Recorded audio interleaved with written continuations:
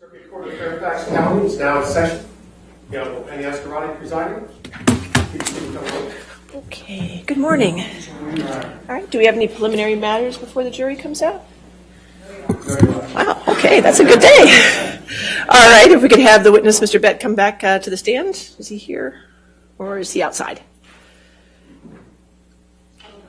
All right, just so we can be ready to go.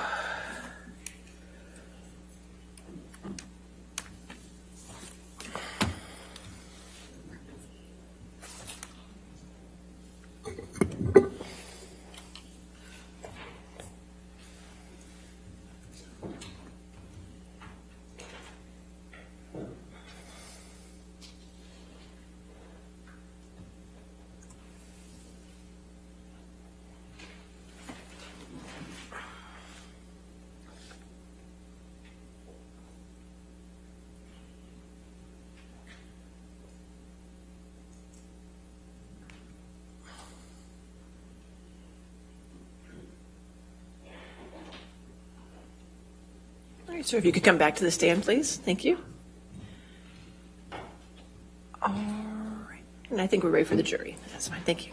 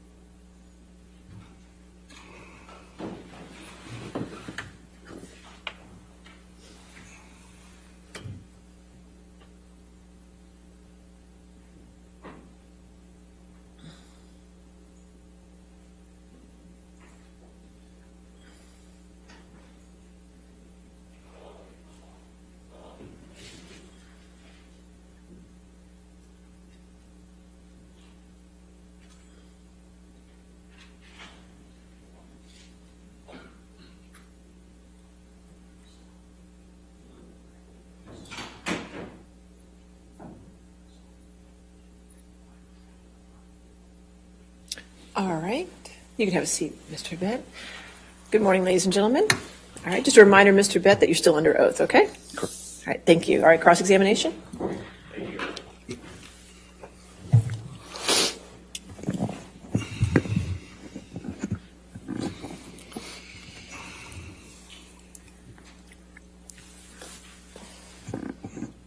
Good morning, Mr. Bett.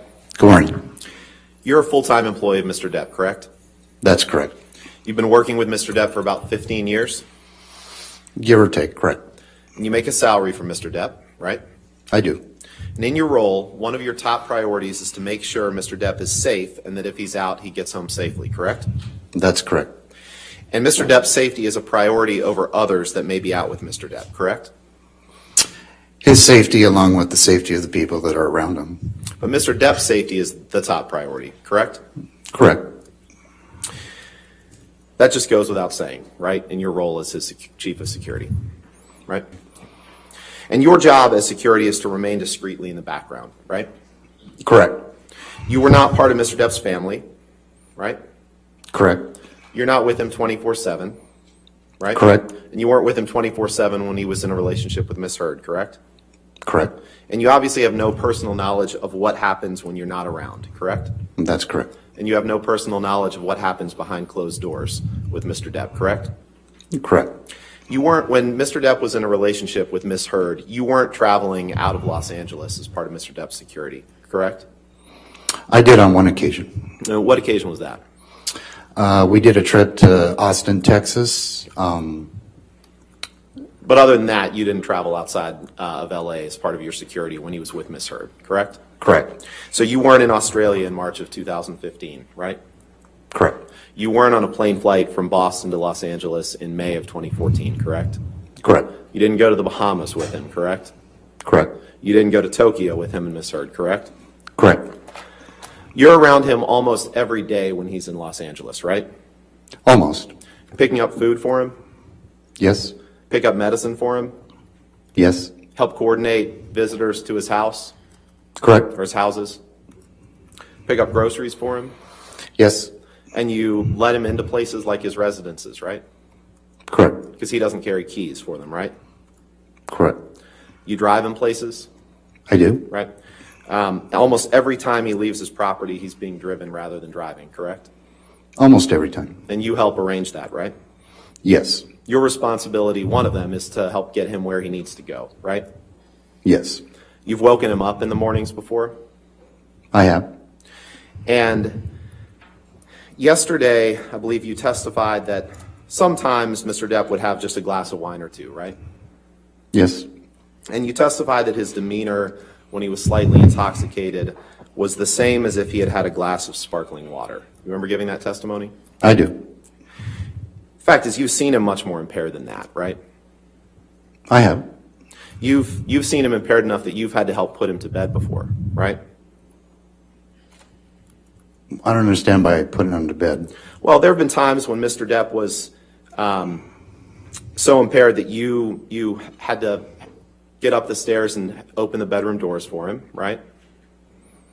Well, that specific bedroom door in his Los Angeles house, it has a tricky lock to it. So it's, there have been times where I've gone upstairs and maybe had a glass of water for him. And so I would have to open that door for him, correct?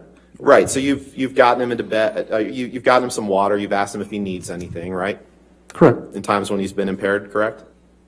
And times when he's just had breakfast and some coffee. And you've stayed with him and during times when he's been impaired. There's times when you've stayed with him until he lays down and you tell him goodnight and that you'll see him the next day, right? I wouldn't stay with him. I just would say goodnight. I'm going home and I'll see you tomorrow. Or if I happen to have a few days off, I'll see you in a few days. Now, yesterday,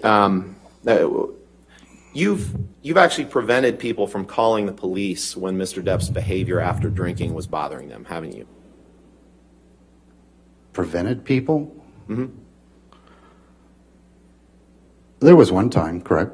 Yeah, and in that occasion, Mr. Depp and some other people had a couple perfect bottles of wine and pounded an entire bottle of tequila, right?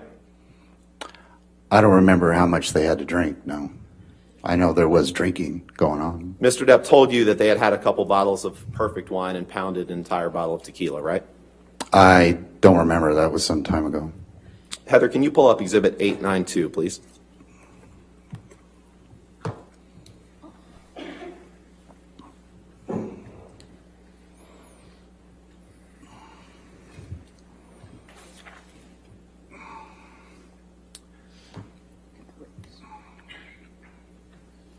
Mr. Bett, is this a text exchange that you had with Mr. Depp on September 1st, 2017, at or 2:34 to 2:36 in the afternoon?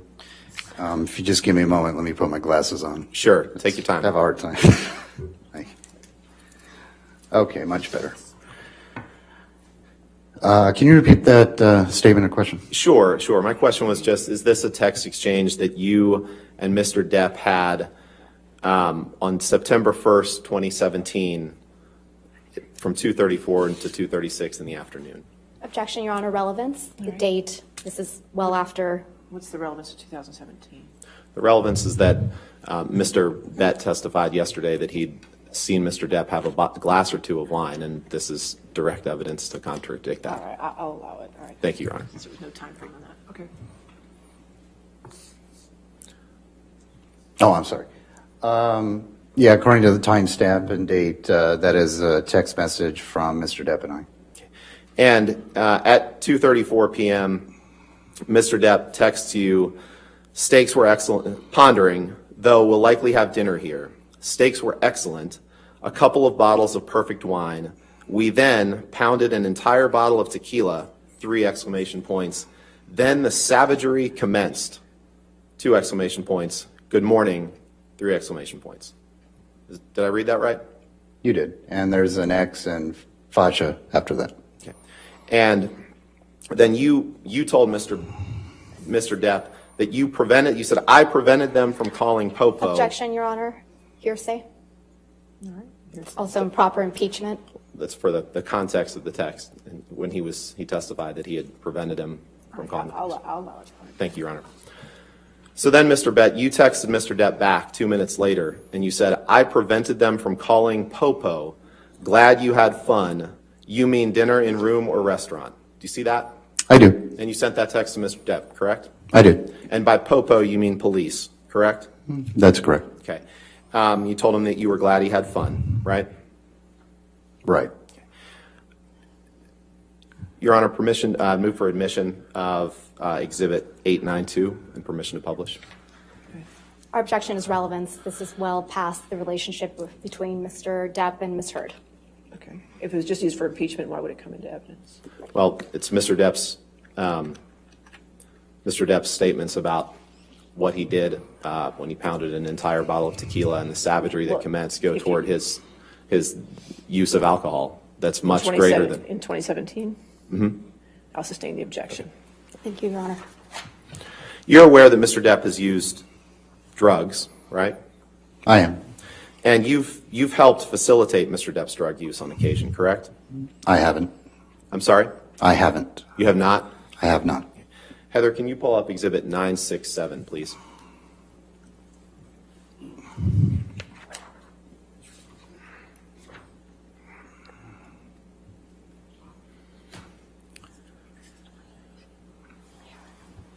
Mr. Bett, feel free to take the time that you need to review this document, familiarize yourself with it.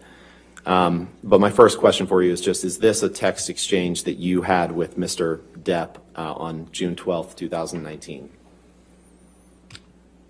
June 12th.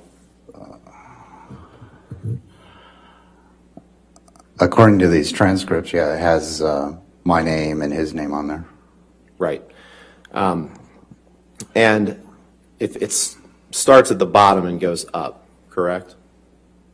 No, I'm sorry. I wasn't paying attention to the timestamps. That's okay. My It's apologies. hard to orient yourself with these sometimes. Okay, at the bottom, yeah, I do see 6/12/19 at 1:50 p.m.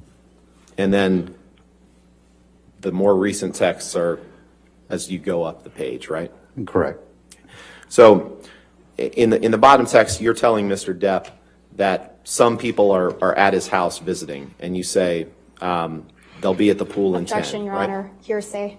Also relevance. This is 2019. What's the relevance? He just testified that he hadn't helped facilitate Mr. Depp's drug use, so this is for impeachment, and this is, you got to read the text in context to see how it impeaches him. All right, we could come. Sure. We could approach, please.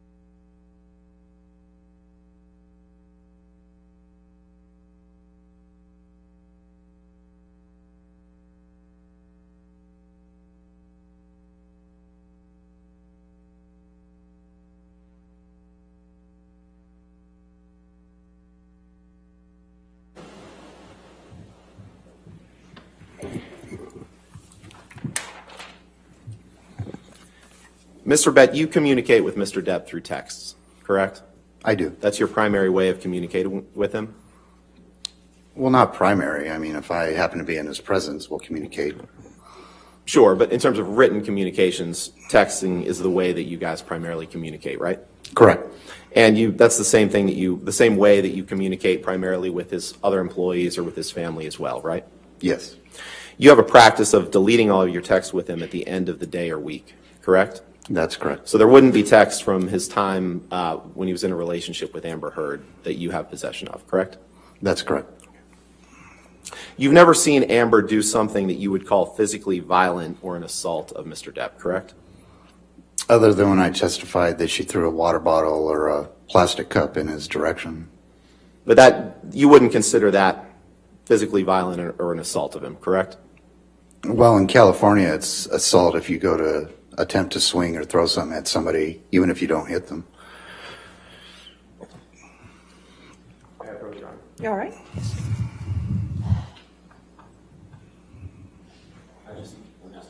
Okay, just standing. Okay. I'm sorry. That's all right.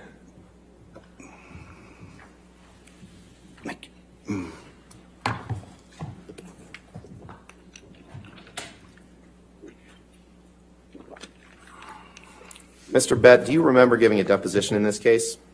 I do. And you were under oath for that deposition, correct? I was. And I asked you a number of questions, right? You asked me several, yes. I did. And if you can turn to page 111 of this transcript, please.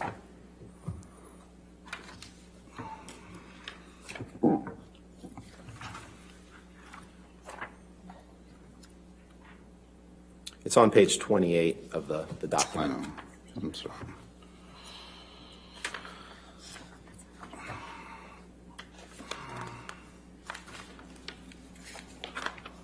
Okay. And if you look at line 22, the last line, and then heading over to page 112, you see that? Got it. And in your deposition, I asked you this question, and you gave this answer. Question: so is it fair to say that while you've seen Miss Heard yell and get emotional toward Johnny, you've never seen her do something that you would call physically violent or assault of Johnny? Answer: correct. Did I read that right? You did. I'd like to turn to May 21st, 2016.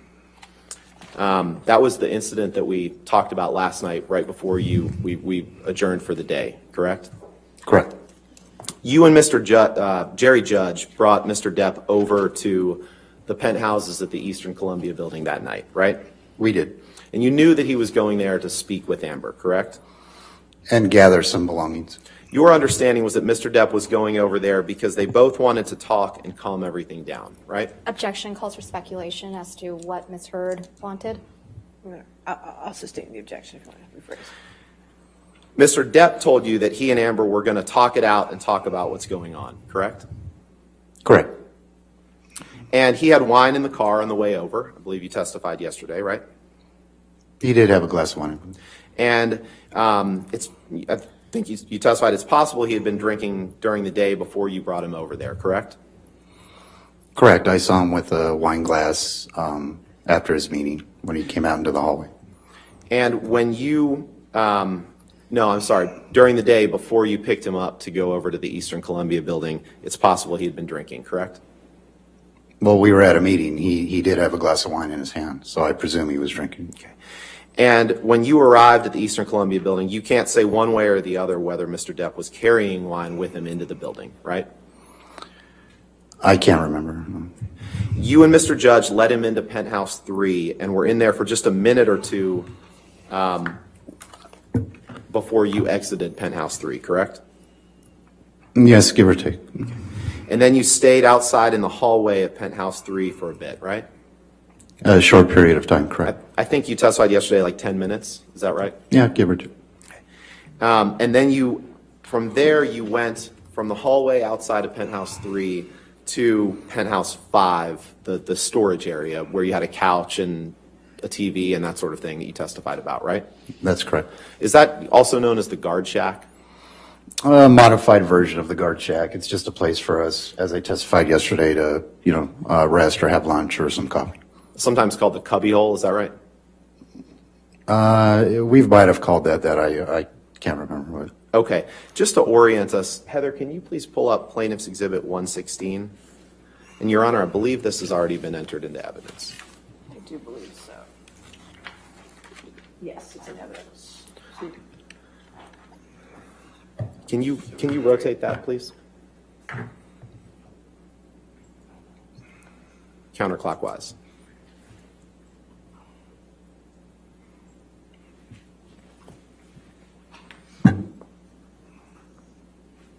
Okay, and then maybe just blow it up, please.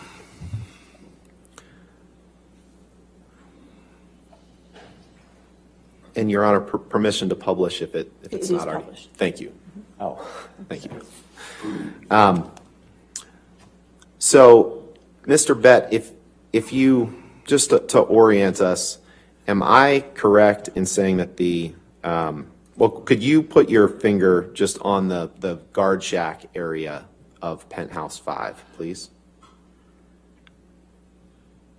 Sure, if you it's touch the just screen, it will- the diagram, the schematics is kind of off because the way Broadway is set up, it doesn't coincide with the way the buildings were. But I can make an attempt to show you where the. Yeah, just, I think the screen will make a mark if you show on it.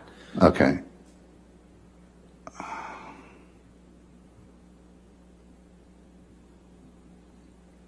I mean, I'm having a,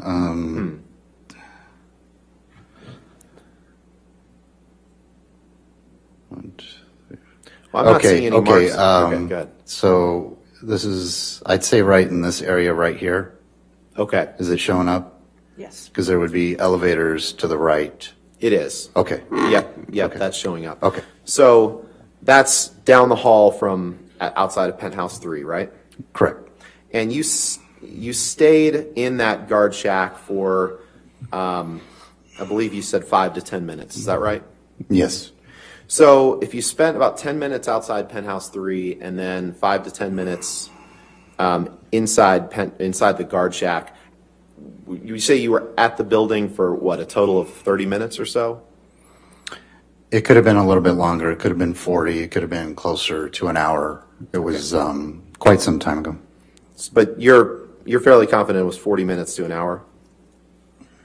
Around that time frame, correct. And you said that you arrived at the building sometime between 7:15 and 7:45. Is that what you said yesterday? Yeah. What's your around- best guess? It would be an estimate guess, maybe more towards 8-ish, but again, it could have been 7:30. Okay. More towards 8-ish. All right. And so you stayed in the guard shack for 5 to 10 minutes, and then you left the guard shack and headed back up the hall toward the door of Penthouse 3, right? Yes, And at some point, you heard Amber shouting, and you let yourself into Penthouse 3, right? that's correct. The closest you got to Amber when you went into Penthouse 3 was 15 to 20 feet, right? Around that, correct. And you were in Penthouse 3 for just about 30 seconds to a minute before you left again with Mr. Depp, right? Around that time frame. You don't remember what Miss Heard was wearing, do you? I don't. And you can't remember if she was crying when you saw her, right? I didn't see her crying. You can't remember if she was crying, right? I just said I didn't see her crying. She could have been crying, right? Objection, calls for speculation, and asked and answered. It's a different question. Well, I'll sustain that objection. The next question. And you can't remember if she had any makeup on or not, right? If she did, she had very little. You just can't remember if she did, right? I mean, yeah, I mean, it's possible, but it was a long time ago.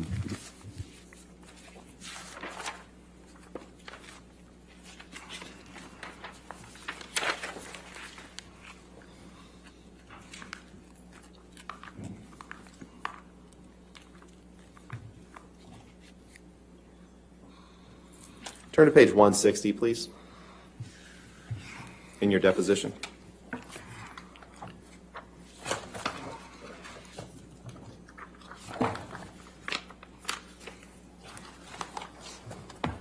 Okay, that'd be page 40 as well. Page correct? 40, yes, Okay. yes, sir. And on line 1, I asked you the question, did Miss Heard have any, you couldn't tell if she was wearing any makeup, right? Your answer was, I can't remember if she had any makeup on or not. Did I read that right? You did.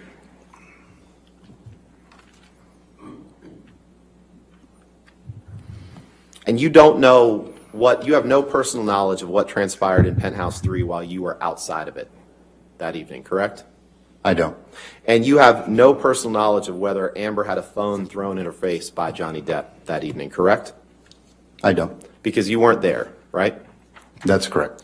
So you left penthouse 3, and then you went into penthouse 5 at Mr. Depp's insistence that he get into penthouse 5, right? That's correct. And he was agitated at this time, right? I'm sorry. You said I went into penthouse 3 or penthouse 5 at this time? I'm sorry. You left penthouse 3 after 30 to 60 seconds with Mr. Depp and Mr. Judge, and you went to penthouse 5, right? Correct. And that's because Mr. Depp was demanding to get into penthouse 5, right? Yes. And Mr. Depp was agitated at this time, right? Yeah, I'd say he was agitated.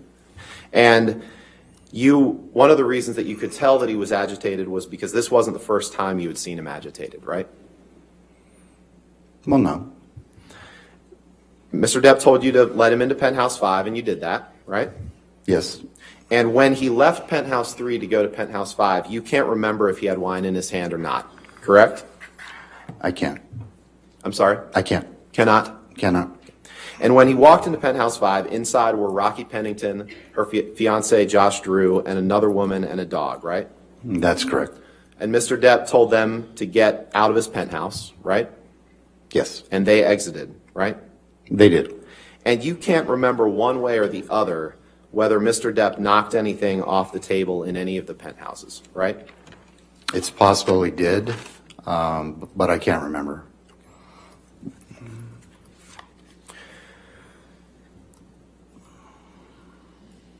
Did you or Mr. Judge, just to be clear, did you or Mr. Judge destroy any property or knock anything off tables in any of the penthouses that evening? No. You have no personal knowledge of whether or not Mr. Depp was violent to Miss Heard at times when you weren't around them, correct?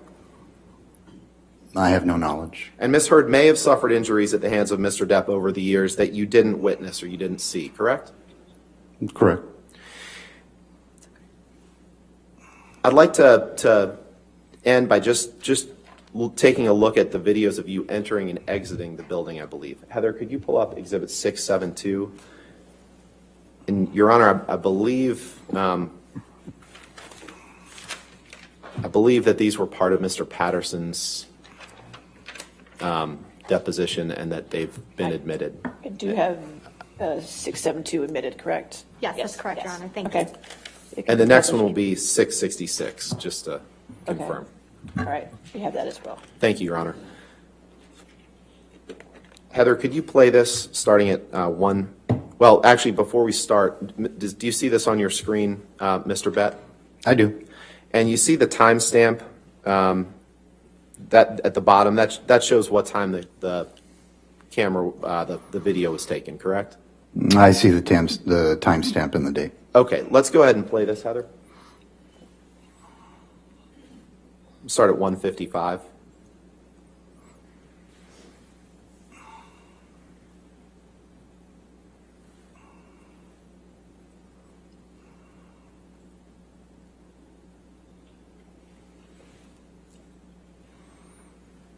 And that's you in that black and white shirt, right?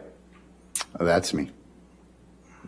That's Mr. Depp in the hat, Correct. and that's Mr. Judge to his left. Correct. And this video is when you're entering the Eastern Columbia building to take him to penthouse 3, correct? Correct. So it's actually a good bit earlier than you testified to, right? It's at 7:02, if I'm converting military time to... Well, that's what the timestamp says. I mean, I don't know how it was calibrated and so forth, but according to the screen, it does say 1902 hours, which is 7:02. 7:02 p.m., right? Correct. On May 21st, 2016, Yeah. right? Okay. Heather, you can take that down, please. And please pull up Exhibit 666.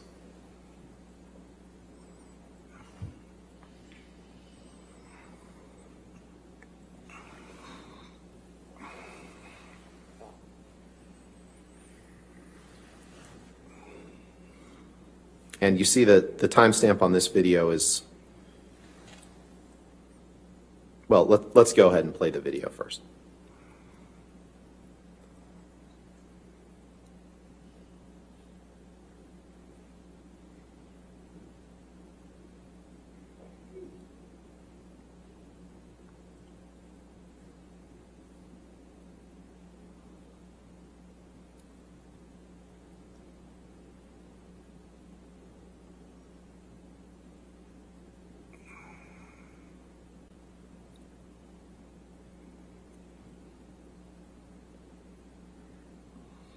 And that's you on the right again, right? It is. And that's Mr. Judge in the middle, right?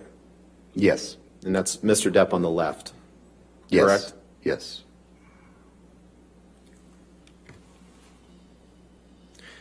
And the timestamp on this video is 2029 or 8:29 p.m., right? That's correct. So you were actually in the Eastern Columbia building for about an hour and a half that evening, right? Well, according to these timestamps, yes, it does say that. It didn't seem like it was that long. I have nothing further. Thank you. All right, Thank you. redirect.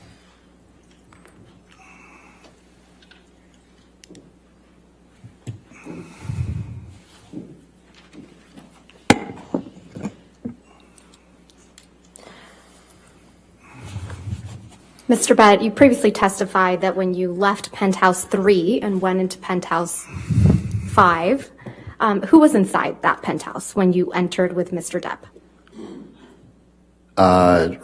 Josh Drew, an unknown female, and a little dog.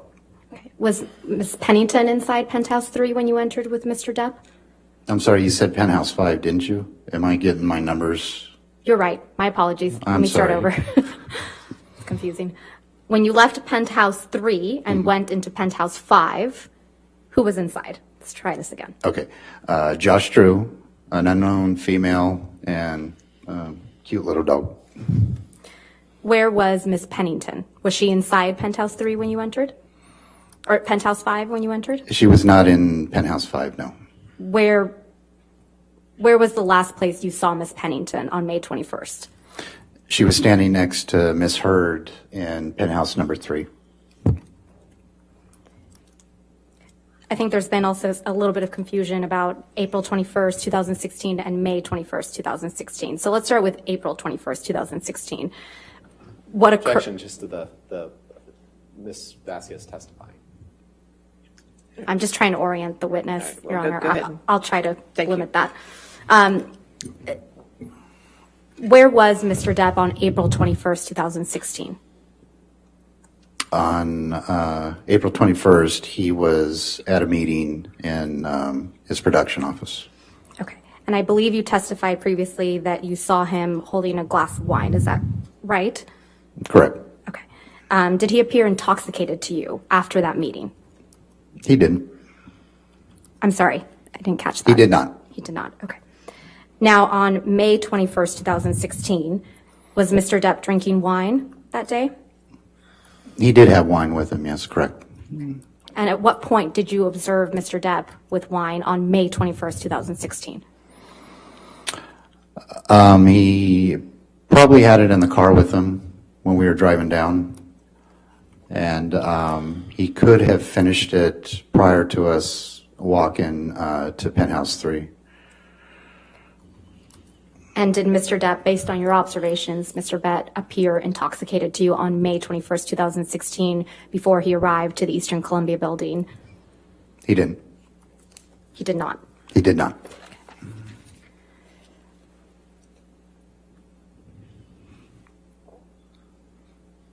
Did you ever observe anything that made you concerned for Ms. Heard's safety? Objection, foundation, and leading. I'll allow it if you can answer. That's fine. I did not. What, if anything, did you observe that made you concerned for Mr. Depp's safety? From the injuries I saw on his face when on a few occasions I took photos of him. Okay. Nothing further. Thank All you, right. Your Honor. Is this witness subject to recall? No, Your Honor. All right, not subject to recall, correct? Okay, all right, so you're free to go, or you can have a seat in the courtroom. It's up to you, all right? Thank you so Thank you. You have a good day, sir. All right, your next witness, Thank you, Your Honor. Plaintiff calls Keenan Wyatt. Keenan Wyatt. Could you spell that name for me? Just- Keenan, last name Wyatt, Wyatt. All right, thank you so much, Thank sir. you, Your Honor. Mr. Wyatt.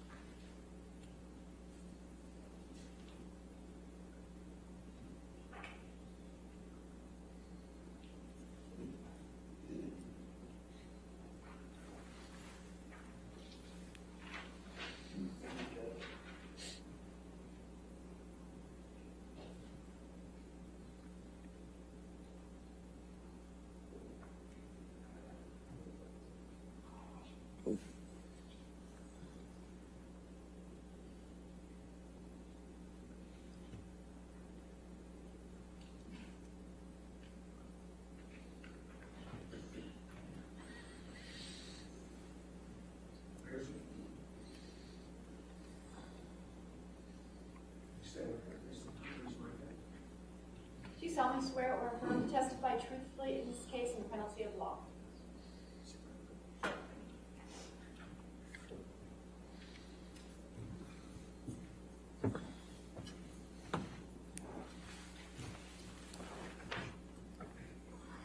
Yes, sir. Good morning, Mr. Wyatt. Morning. Would you please state your full name for the record? Keenan Wyatt, Mr. Wyatt, where do you live? Thousand Oaks, California. What do you do for a living? Excuse me. I'm a sound technician on feature films. How long have you been a sound technician on feature films? Over 35 years. Would you please briefly describe for the jury what a sound technician on films does? Well, technically just do the dialogue recording while on the set, so it's as clean as possible. Do you know Johnny Depp? Yes, I do. How do you know Mr. Depp? I've known Johnny for over 25 years, and we're good friends. Have you ever worked with Mr. Depp? Yes, I have. For how many of Mr. Depp's films have you worked with him as the sound technician? Dozens of films. Would you please just name a few of them for the jury if you can remember? I've done the 5 Pirates of the Caribbean movies, Alice in Wonderland, Rum Diary, Charlie and the Chocolate Factory, Ninth Gate, Lone Ranger, number of films. What part did Mr. Depp play in the 5 Pirates of the Caribbean movies? Captain Jack Sparrow. Are you, Mr. Wyatt, are you currently employed by Mr. Depp? No, Have you ever been employed by Mr. Depp? no, Have you ever been paid by Mr. Depp? no. Have you ever worked for any of Mr. Depp's companies? Yes, I worked for Infinitum Nile. When was the last time you worked for Infinitum Nile? Last time I was there was probably 2017. I worked on a contract basis with them, not as an employee. And would you very briefly describe for the jury what work you did for Infinitum Nile in 2017? I ran the media library with them, did some archiving, recording, editing, things like that. How would you describe briefly your working relationship with Mr. Depp in the 25 years or so that you've worked together? Johnny's great to work with on films. He always comes very prepared and knows what he wants to do and makes it for a fun day when we're shooting. With what directors have you and Mr. Depp worked together? Many directors. But we've done several films, multiple films with multiple directors, like Tim Burton, Gore Verbinski, Rob Marshall. We've done multiple films with them. Why did you and Mr. Depp work with those directors more than once? Johnny makes it easy to work with. Foundation. Your Honor, he's laid the foundation. He's worked with Mr. Depp for 25 years on more than 10 feature films. And relevance. No, I'll allow it. Good. Thank you, Your Honor. Why did you and Mr. Depp work with those directors more than once? Well, the directors like working for him. He comes Objection, with. hearsay, move to strike. Your Honor, you just allowed the question. I'll allow it. Go ahead. Johnny makes it easy to work with. He comes prepared. He knows what he wants to do with the characters, and he collaborates very well with the directors. Is Pirates 5 one of the feature films on which you worked together with Mr. Depp? Yes. Was Mr. Depp ever late to the set on Pirates 5? Yes. Do you know why Mr. Depp was late on those occasions? Well, arguing going on between him and Amber. Objection, hearsay, I'll foundation. sustain the objection. Strike that. Did you communicate with crew members on the set of Pirates 5? Every day, yes. Was Mr. Depp's lateness a problem for the crew? Objection calls for hearsay. All right, I'll sustain as to what the crew may have told him. Well, I was just asking the threshold question of whether he had spoken with the crew. You're right. I'll sustain the objection.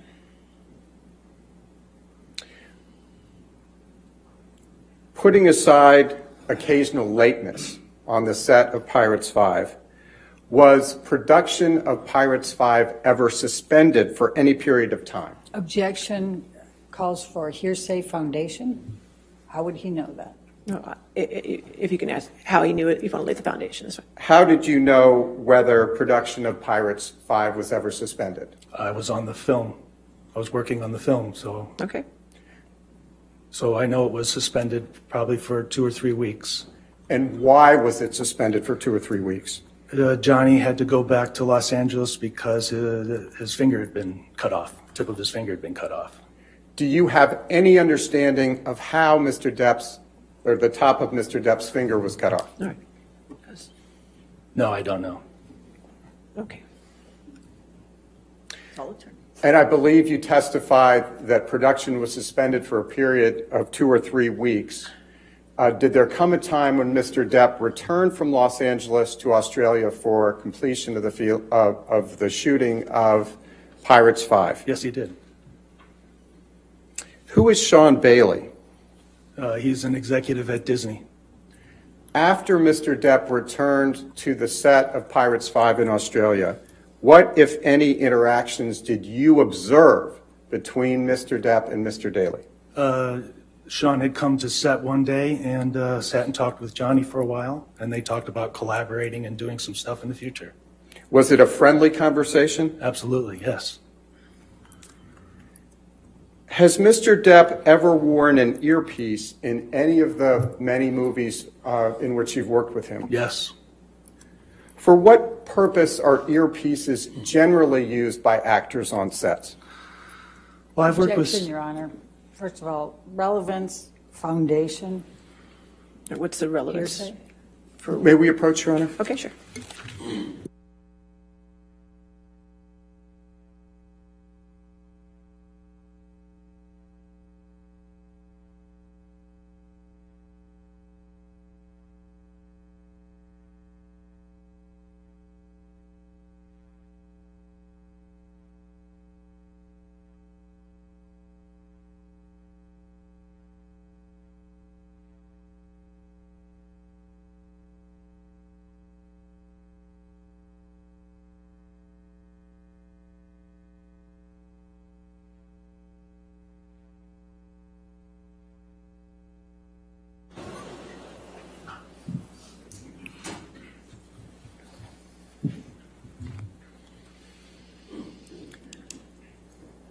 Mr. Wyatt, has Mr. Depp ever worn an earpiece in any of the movies in which you've worked with him? Objection leading. I'll allow it. And he already answered it anyway. But That's okay. I'll allow it. Yes, he has.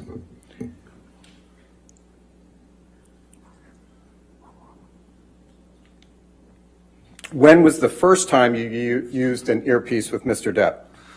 First time we used it was on a movie he was directing called The Brave. We were doing a scene with Marlon Brando, who wears an earpiece for receiving his dialogue. objection. I'll allow it. That's fine. Go ahead. Marlon uses an earpiece for his dialogue, and it was a long shooting day, and we let Johnny, as the director, let Marlon go after we shot Marlon's section of the film, and then for Johnny's character to act against something other than just a blank nothing, we put Marlon's performance in an earpiece into Johnny so he could act up against Marlon's performance. Did Mr. Depp ever use an earpiece for some other purpose other than listening to Mr. Brando's dialogue? After that, we started using an earpiece all the time where Johnny would listen to music while acting. We would play all different kinds of music depending on the character he was playing. He and I would talk about it beforehand, and sometimes it'd be classical, sometimes it would be rock, sometimes it would be blues. It depended on the character. To what extent, if any, did you and Mr. Depp use that process in other movies in which you worked together? We used that on every movie. Mr. Wyatt, on those occasions, in addition to feeding Mr. Depp music, did you ever read lines to him? Yes. Why did you read lines to Mr. Depp? Johnny typically likes to go into makeup in the morning and write his own dialogue and rewrite his dialogue. So sometimes there's not enough time to always to remember the lines and learn them. So I would remind him in his ear sometimes while music was playing at the same time.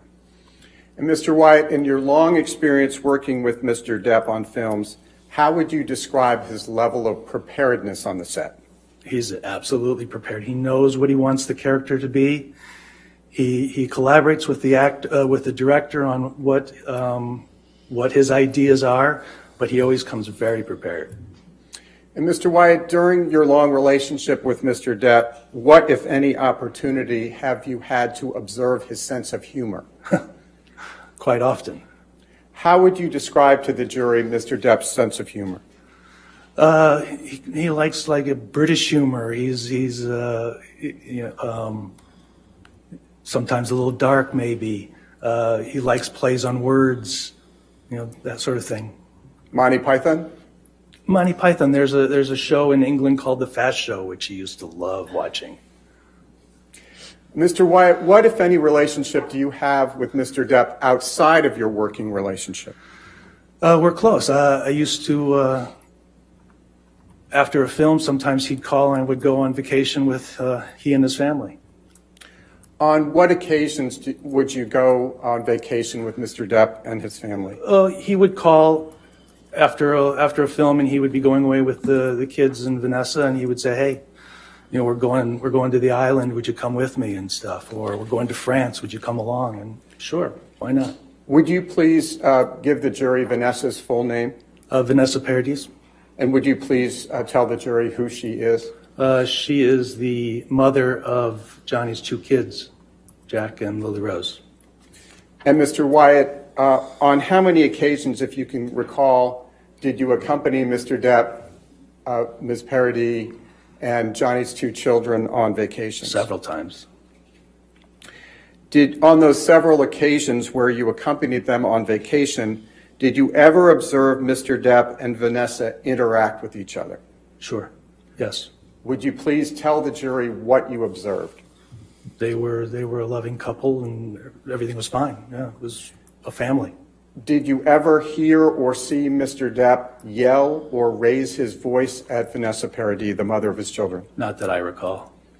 Did you ever, on any occasion, see Mr. Depp physically abuse Vanessa? Never. And I believe you testified, Mr. Wyatt, that Mr. Depp's and Ms. Paradis' children, Lily Rose and Jack, were there on those vacations. Is that correct? Yes. Did you have occasion to observe Mr. Depp's interactions with his children? Sure, yes. Would you please describe for the jury very briefly Mr. Depp's interactions with his children, Jack and Lily Rose? He was a very loving father. He used to do stuff with the kids all the time, going swimming at the island and teaching them scuba diving and, just drawing, a lot of drawing, doing artwork. Did he ever yell or raise his voice at his children? Not that I recall. Nothing that stands out, no.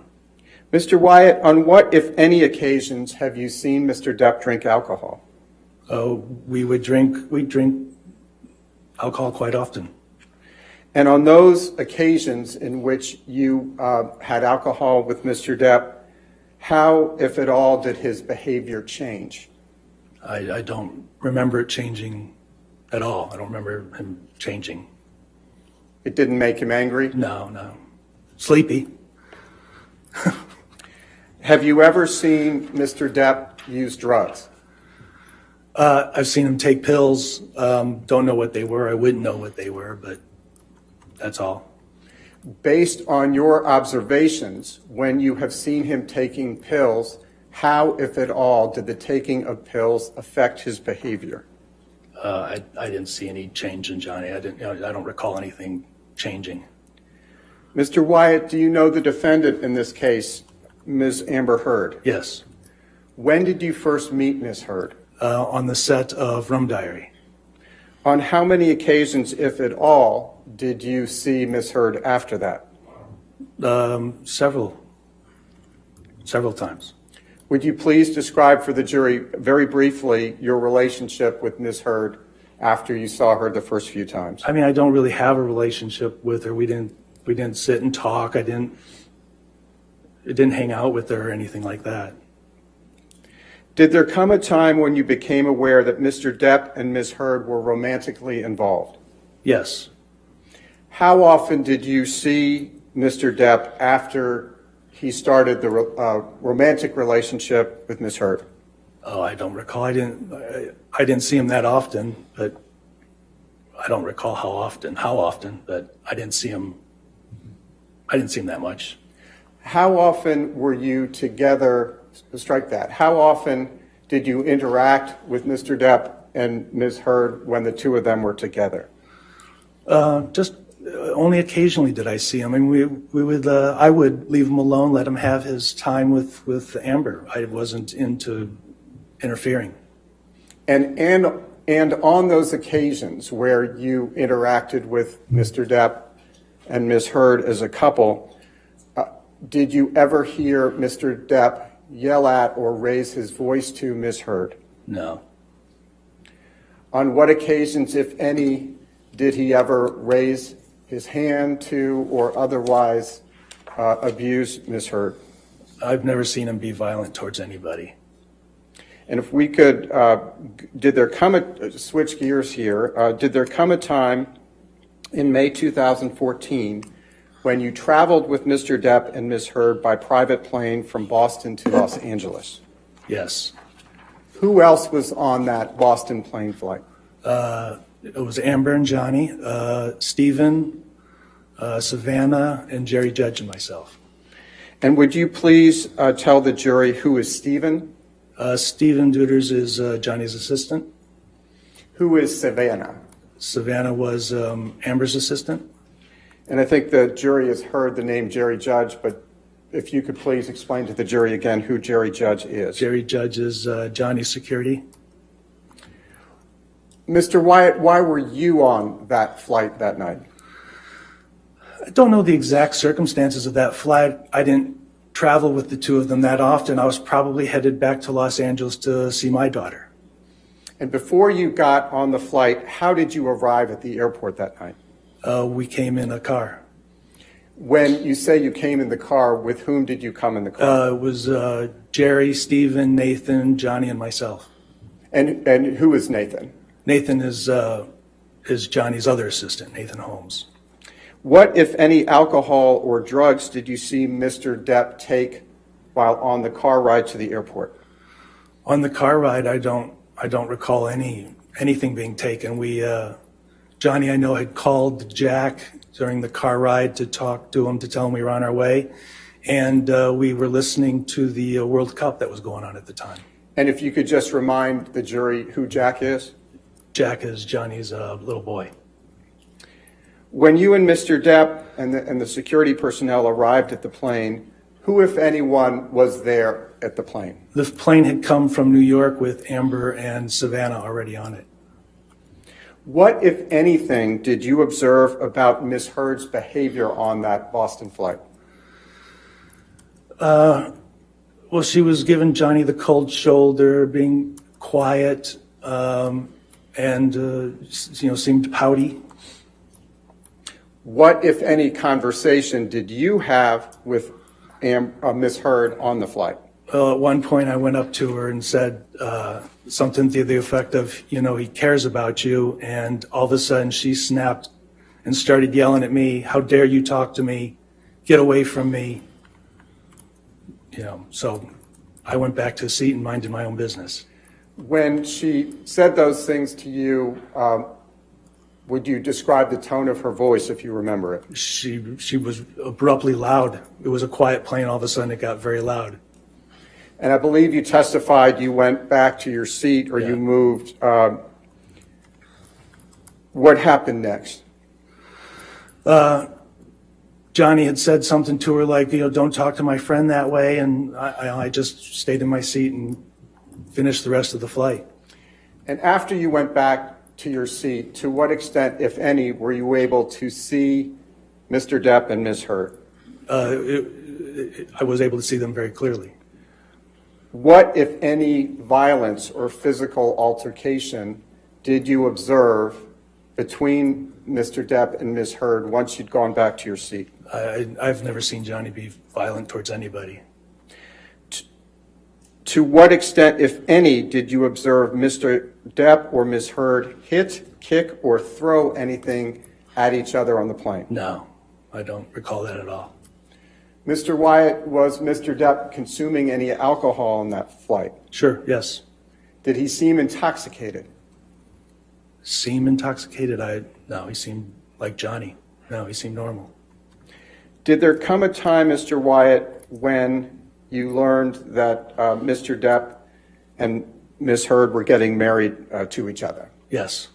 How did you find out about that there would be a wedding? I was at the Infinitum office, and Christy came to me and said, hey, I'm just asking, it's not for the proof, I'm just asking him how he found out about the wedding. All right, what's the relevance of how? May we approach, Your Honor? Okay.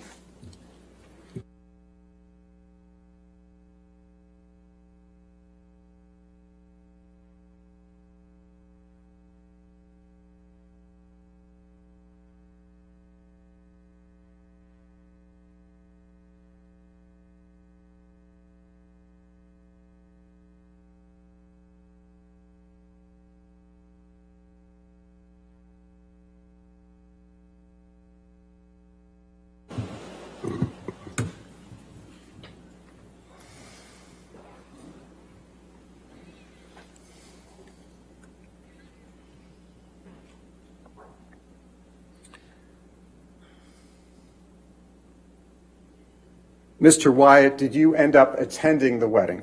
yes, I did. Where was that? Where did the wedding take place? Well, there's two weddings, one at Betty Sue's house, Johnny's mom's house, and then another one on the island. The one on the island I did not attend. What, if anything, did you observe at the Los Angeles ceremony that you attended at Betty Sue, Betty Mr. Sue's Depp's house? mother's house? It was all very quick. I mean, we all found out about it at the last moment. There was a bit of confusion. Johnny had a friend from out of town, and she wasn't sure what was going on. Little Jack didn't understand what was going on. I'll sustain as to other people. Go ahead.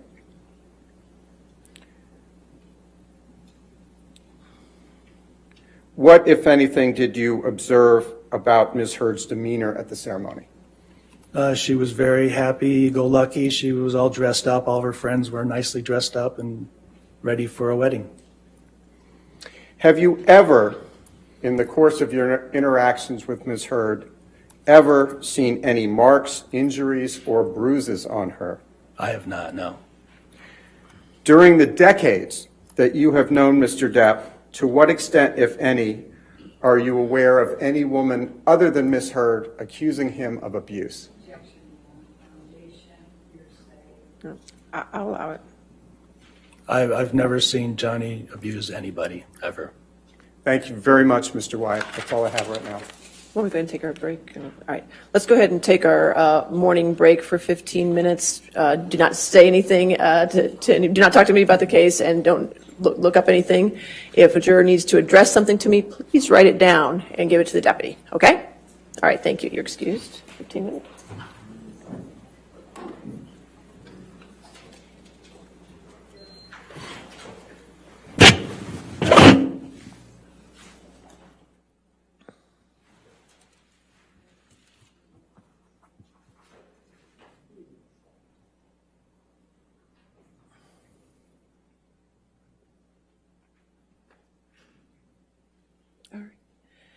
And Mr. Wyatt, since you're still in the middle of your testimony, you can't discuss the case or your testimony with the attorneys or with Mr. Depp at this time, okay? All right, thank you. Let's just come back, and let's make it 11:20, okay? We'll come back at 11:20? All right, thank you. All rise.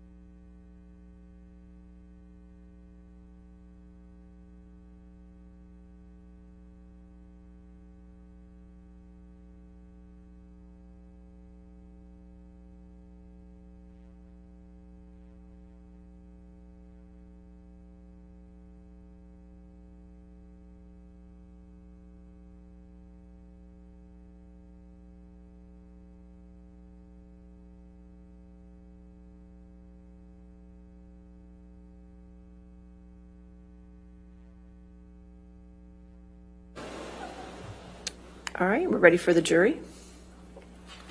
Okay. Okay, yes.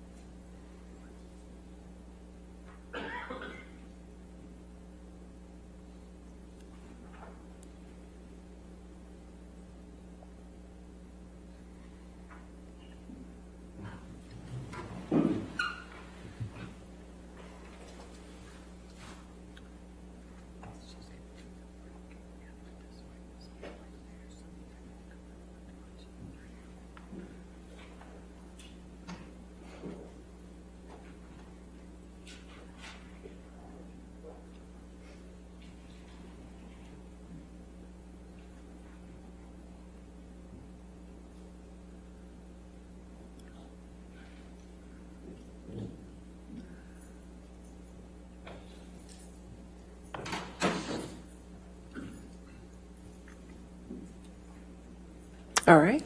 All right, cross-examination. Thank you, Your Honor. Now, Mr. Wyatt, you testified that you've been a sound technician for pretty much most of your career, right? Yes. Okay.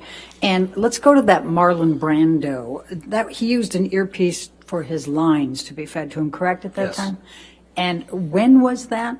When was The Brave filmed? Mid-90s? Okay. And so ever since then, Mr. Depp has thought it was a good idea and has used an earpiece, correct? He has used an earpiece, yes. Okay. And you're the person who controls what goes into his earpiece, is that Yes. correct? Okay. So it could be music, it can be lines, it can be Yes. anything, right? Yes. Okay. And you have been his sound technician since the 1990s, all the way up through at least 2016, correct? There's been a couple of us, yes. Okay, but you actually have been on almost all his movies, haven't you? Been on most of them, probably, Okay, yes. and in fact, not only are you his personal sound technician, but you are named in his contracts as his sound technician, correct? I don't know that. Okay, well, let's pull up exhibit number, let's go to 633.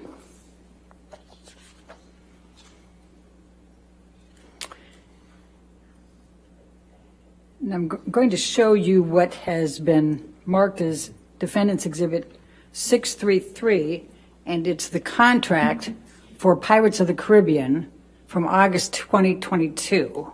Do you see that? Objection, lack of August. foundation. I'm sorry?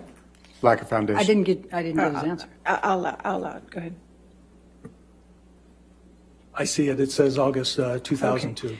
Let's turn to page 16.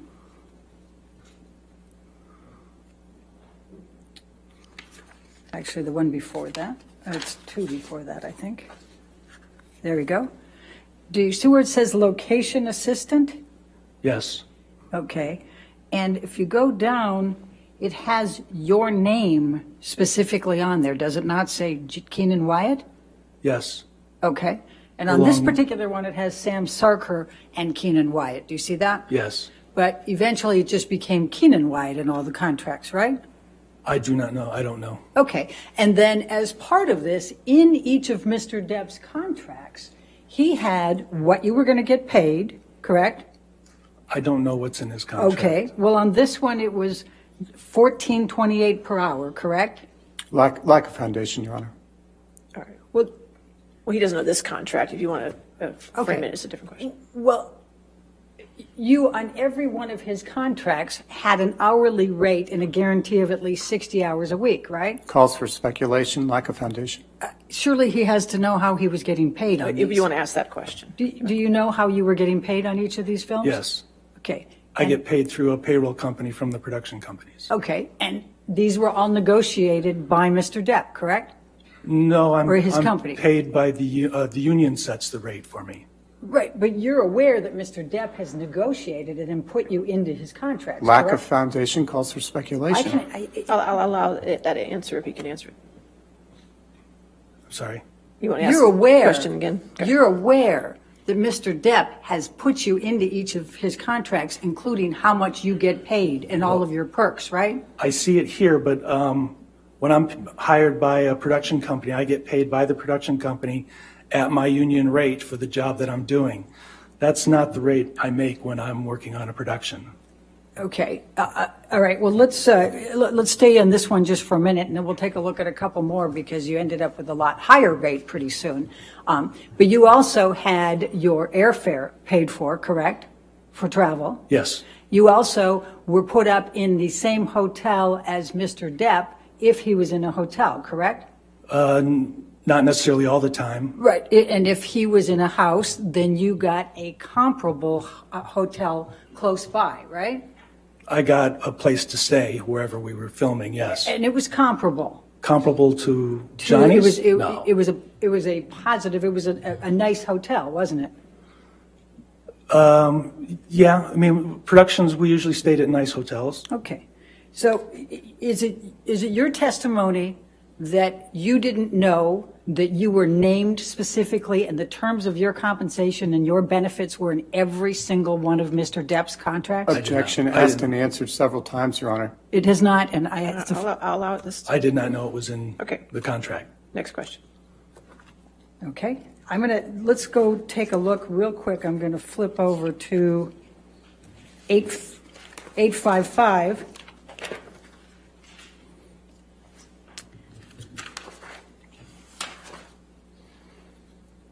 And this is a contract December 4, 2008 with Paramount Pictures for Rango. Do you recall that? Yes. And you were his sound technician there, correct? Yes. And if we turn to page 12, which is the second one, if you look down there, your name is right there. You're designated as sound technician, correct?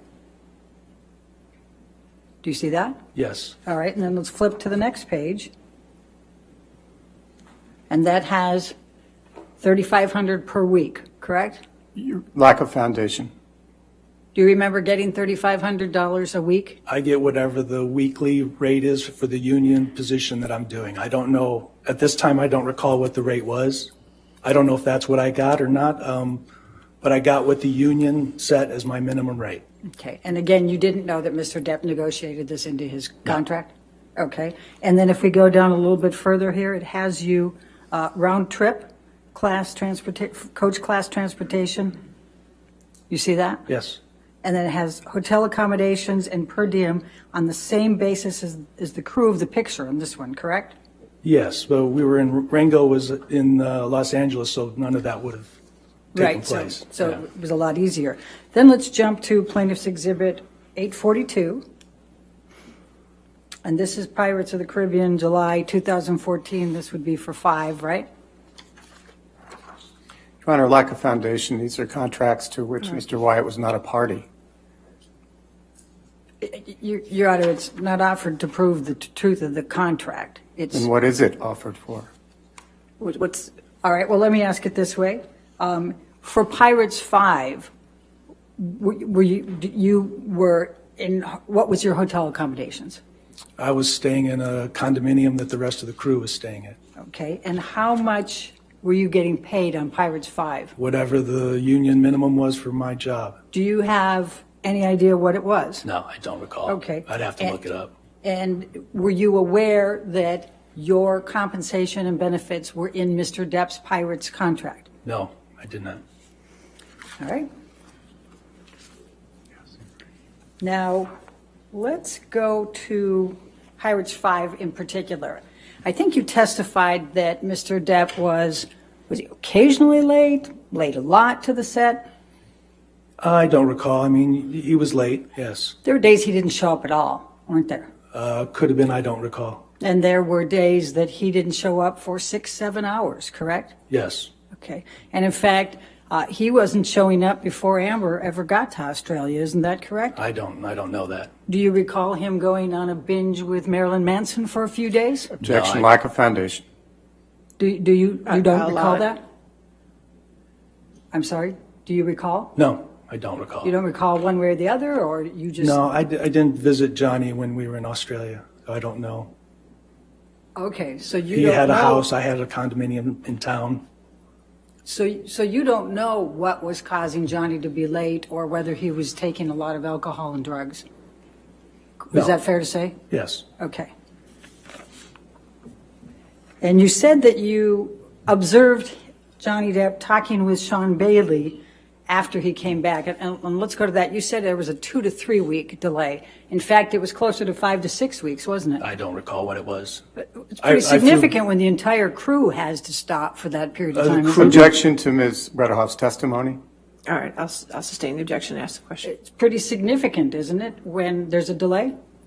It's significant. I don't think the film completely shut down for all of that. They continued to shoot what they could. How many of the crew members were impacted by Johnny not being able to be there after he cut off after the finger was cut off? Well, there was the crew, some of the crew, I'm sure, still kept working and filming other scenes without Johnny's character in it.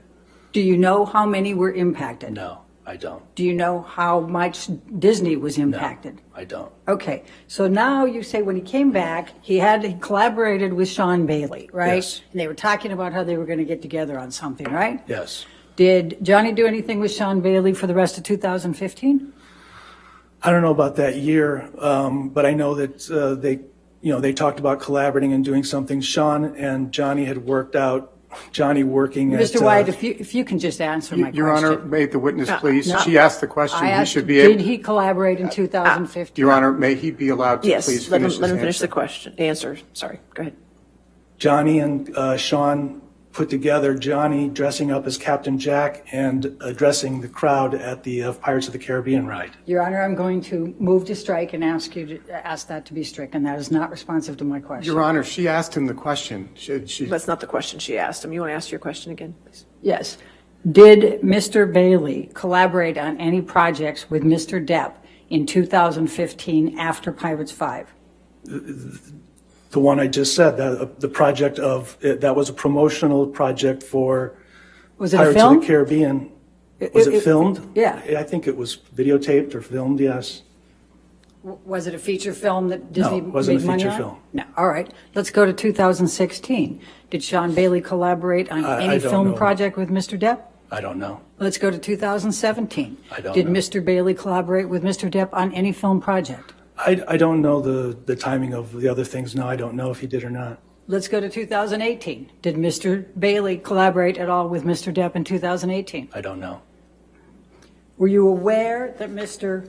Bailey said that Mr. Depp was, quote, out, end of quote, for Pirates 6 Objection. in October of 2018? hearsay. All right, I'll sustain as to hearsay. Okay, let's pull up Plaintiff's Exhibit 115.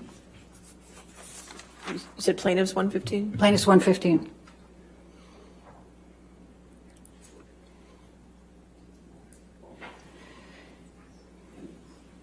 Oh, defendants, I'm sorry. It's defendants. 115.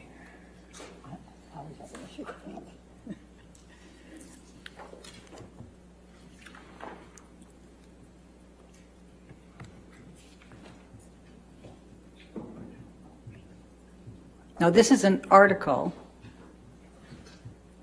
in October of 2018. Do you recall seeing this article? No. You never saw it? I don't read these All right, stories so- and stuff like that. So would it be fair to say that you don't know whether Mr. Bailey had determined that Mr. Depp would not be in Pirates 6 as of October of 2018? I don't know, especially based on this. I don't believe this stuff anyway.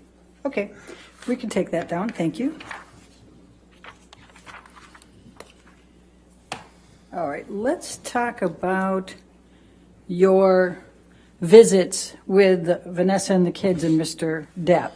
You indicated you went on some vacations with them, correct? Yes. They were together for 14 years, right? Yes. How many vacations did you go on with them? Several. I don't know all of them. 2, 3, Probably more than that. 4? Probably more than that. I don't know. Half a dozen. Okay, we get to 6? Okay, Yeah. 6 to 12? All Yeah. right.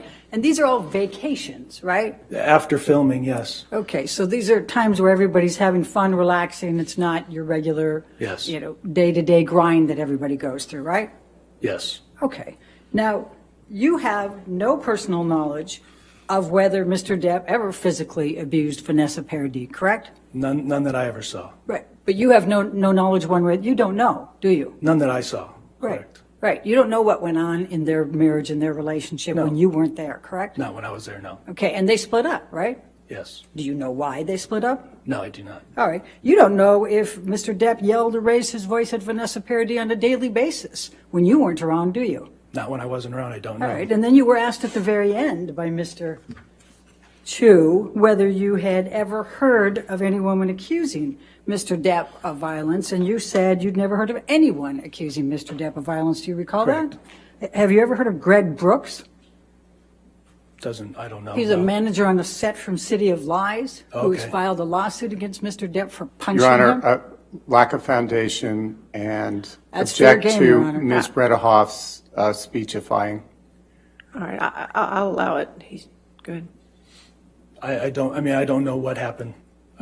Have you ever heard of I've that? never seen him be violent to anybody. But you testified you'd never heard of that. So had you ever heard of Greg Brooks accusing Mr. Depp of punching him on the set of City of Lies? Yeah, I've heard it. I don't know any basis of it, though. So it's not true that you've never heard of anyone accusing Mr. Depp of violence, is it? I suppose not. Okay. And you don't know whether Mr. Depp committed any domestic abuse or violence on any of the women in his relationships, do you? I never witnessed it. Right. You don't have personal knowledge, though, do you?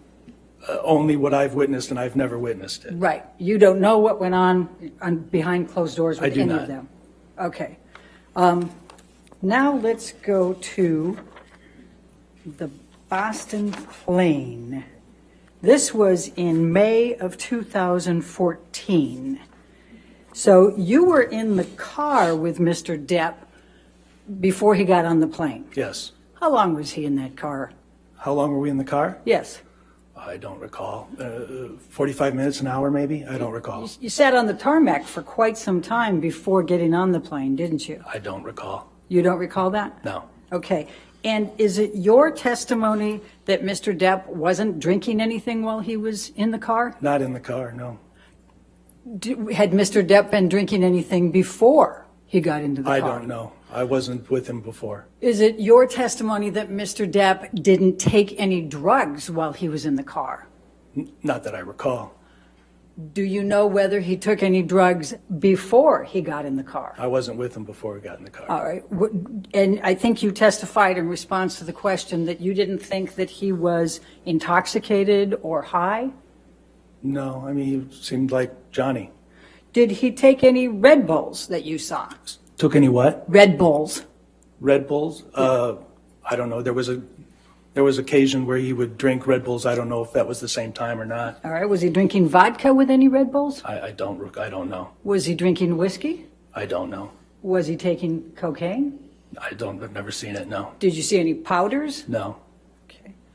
So you get on the airplane, and it's your testimony that Ms. Heard had a bad tone of voice with Mr. Depp. Is that correct? She had a bad tone of voice with me. Okay. In fact, wasn't Mr. Depp saying pretty horrible things to Ms. Heard? I don't recall that. Like, get fucked on set, get fucked with fucking James fucking Franco? Did you hear that? I don't recall. Did you hear him say, at least you fucking liked it? No. Did you hear him say, I bet you slipped a tongue in there and you liked it? No. Did you hear him say, make references to Amber's pussy and asking her if her pussy was wet? Your Honor, lack of foundation, No. harassment. Did you hear any of that? No, not that I recall. Okay. I'll overrule the objection. It's fine. Thank Next you. question. Now, you shared an oxygen tank with Mr. Depp on that Boston plane, didn't you? No. You don't recall Mr. Depp insisting that the flight attendant give him an oxygen tank and the two of you used it? No. Okay. Do you recall Mr. Depp drinking champagne on the plane? I don't know what he was drinking. I'm sure I was having wine. He could have been having champagne. Do you remember him drinking a couple bottles of champagne? I don't know how much. Okay. And it's your testimony that Mr. Depp didn't kick Amber? I didn't see anything like that. Okay. Did you see Mr. Depp go to the back of the plane and pass out and moan loudly? I don't recall that. You don't recall that either? No. Okay. Can we pull up Defendant's Exhibit 245, please?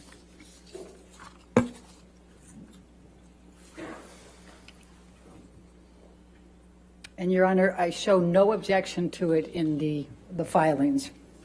So I'm going to move the admission of it, and I'm going to ask it to be published. No. Any objection to 245? Yes, Your Honor, it's improper impeachment. It's not to him. All right, if you want to approach, we'll see what your objections, do you have your list of objections from your exhibits?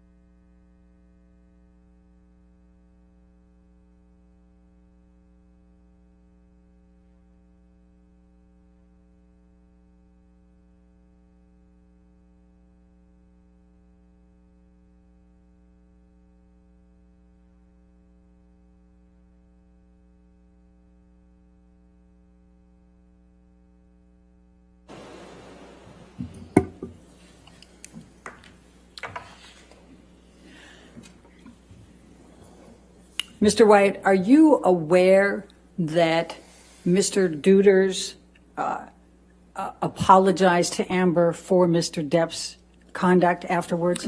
Lack of After the foundation, Boston hearsay, Your Honor. I'll sustain the objection. Next question. Okay. Where did you go? Were you with Mr. Depp Excuse after me, you Your Honor. left the plane? I apologize. May we take this down? It's just on the witness, but yes. Sure. Thank you, Your Honor. Okay, go ahead. Did you leave the plane with Mr. Depp? I mean, I got off the plane at the same time. I'm assuming I went to my own home. Okay, and what was Mr. Depp's state? I don't recall. You don't recall if he was passed out or not? No. When you say you don't recall, as you're sitting here today under oath, you honestly can't remember if Mr. Depp was passed out when you left the plane? Asked and answered, Your Honor. All right. I'll allow it this one time. Go ahead. You can answer, sir. There was lots of plane flights. I mean, the only reason I remember this one was because Amber yelled at me on that flight. Do you remember my question? I don't recall. All right, I mean, so- I could have gotten off the plane and just left. I don't know. And Mr. Depp could have kicked Amber on that plane, right? Your Honor, asked and answered. Not that I saw. Okay. And he could have passed out. No, not that I recall. Okay.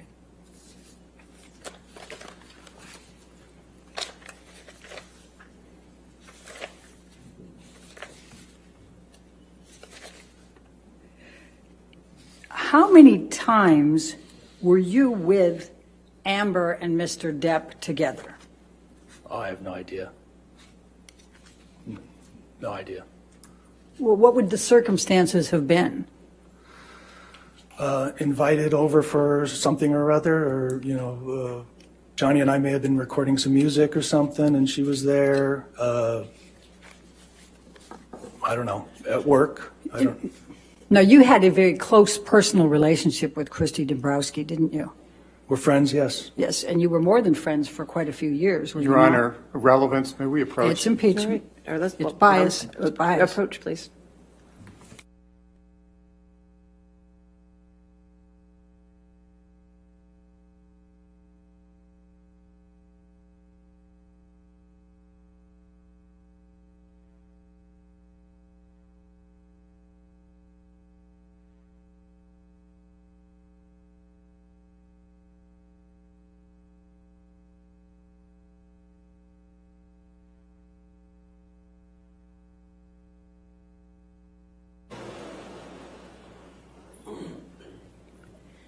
Now, you testified that the wedding that you went to, the one in Los Angeles, seemed to be a little rushed. Yes, How long were they engaged? I don't know. Could it have been a pretty substantial period of time? I don't know. Okay, so when you say rushed, We didn't know a wedding was going to happen. well, and you said you were at the offices of Ad Infinitum, is that right? Okay, when you say we didn't know any wedding was going to happen, who's we? Several of the people at the wedding didn't know it was going to Okay, happen. okay. Now, did you know what Amber's film schedule was? No, Did you know whether she was out of town, coming back in, and leaving again? I did not know. Did you know what Johnny's film schedule was? I probably knew we were off. Because you were his sound technician, right? Yeah, we were Okay. starting a film And or ending when- a film or whatever, yes. Okay, and when did you leave for Pirates 5? I don't recall when. Was he filming right before Pirates 5? I don't recall. Okay, so as soon after they did the Los Angeles wedding, they went to the Bahamas, correct? I don't remember the time difference. But you didn't go to that wedding. No, Do you know how many people did? no. Do you know how much organization was involved in getting that wedding together in the Bahamas? No, I don't know. Do you know whether, do you know, well, okay, I guess you don't know, so I guess I shouldn't ask you then. So as a practical matter, you don't know about any of the communications between Mr. Depp and Ms. Heard for when they wanted the wedding to take place, correct? Correct. Okay, thank you. I have no further questions. Okay, Your Honor, I just have a few. sure. Redirect.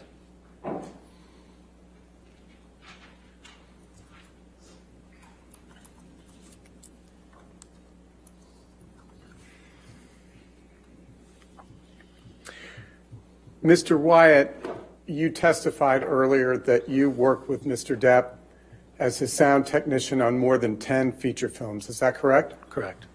Have you ever worked on feature films as a sound technician or in any other capacity on films without Mr. Depp? Yes, I have. On those instances and those films not involving Mr. Depp, were your travel costs covered? Yes, they are. Were your hotel costs covered? Yes, they are. Was your airfare covered? Yes. Were those arrangements handled in any way different from the films on which you worked with Mr. Depp? No. What was your understanding of why Mr. Depp was late on the set to Pirates 5? I'm just going to use your microphone. Objection, Your Honor. He's already testified he doesn't know, and he wasn't there with him, and he doesn't know. Directly related to the cross. I'll allow it. Go ahead. Sorry, say it again. What was your understanding of why Mr. Depp was late occasionally on the set of Pirates 5? My understanding was he was having arguments with Amber. And the wedding that you attended, or the ceremony in Los Angeles, that was right before Mr. Depp was to start filming Pirates 5, correct? Yes. Is that one of the reasons Amber wanted to be married right then? Objection, foundation, hearsay. All right, foundation. I'll sustain as the foundation. Mr. Wyatt, you've known Mr. Depp for a long time, correct? Yes. And you've worked with him for a long time. Yes. Has any woman, other than Ms. Heard, ever accused him of raising a hand to her? Objection, Your Honor. He's already asked that beforehand, and I went into the cross with it. Asked and answered. Sustain the Thank you, Your Honor. All right, I thank you, Mr. Wyatt, and thank you, Your Honor. All right. Nothing further. All right. Is this witness subject to recall? Yes. All right, sir, since you're subject to recall, you cannot discuss your testimony with anybody and do not watch anything in the news media at this time, and you may be recalled at a later date, okay? Okay. All right, thank you, sir. You have a good day. You're excused for today. Thank you. All right. Ladies and gentlemen, we have a few housekeeping matters to take care of, and also I know the cafeteria was a little rough yesterday, so I'm going to go ahead and give you an extended lunch today until 2 o'clock, so just do not discuss the case with anybody and don't do any outside research, and we'll see you back here at 2 p.m., okay? If you just go with Deputy Lusta. email that I emailed you. Tell Lucy.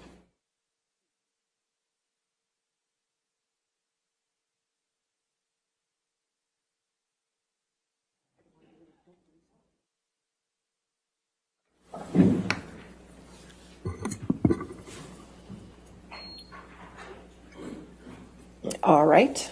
Okay, so you said you had some housekeeping matters to take? I'm not aware of any. We'd like to speak with you about some of the videos, if you have a moment. I'm happy to chat with them, but I. Okay, so you don't need me for that. Oh, okay. I thought you needed me for that. So your order gets an extended lunch. So I get an extended lunch. Okay, well, what I'm going to do, just to let you know, actually, if you approach the bench.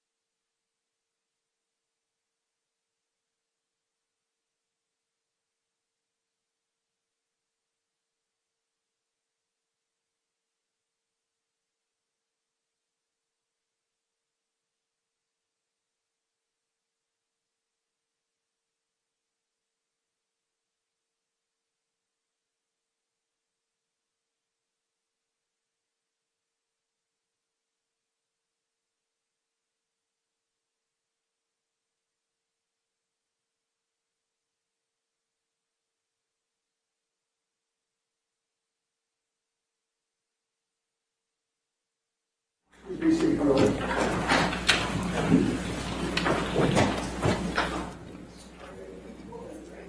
Yes, sir.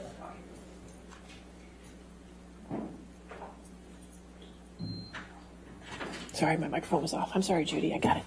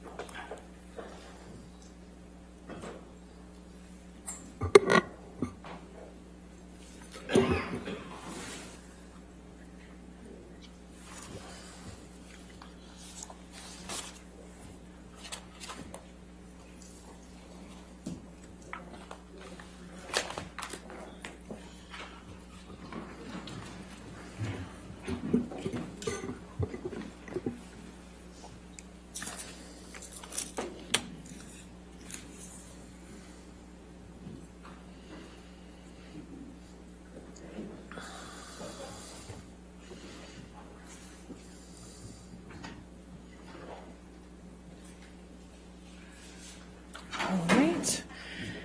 I hope lunch went okay. All right, good. All right. Your next witness? Your Honor, we call Mr. John C. Depp. All right. If you could stand, sir. Do you solemnly swear or affirm to testify truthfully in this case in the penalty of law?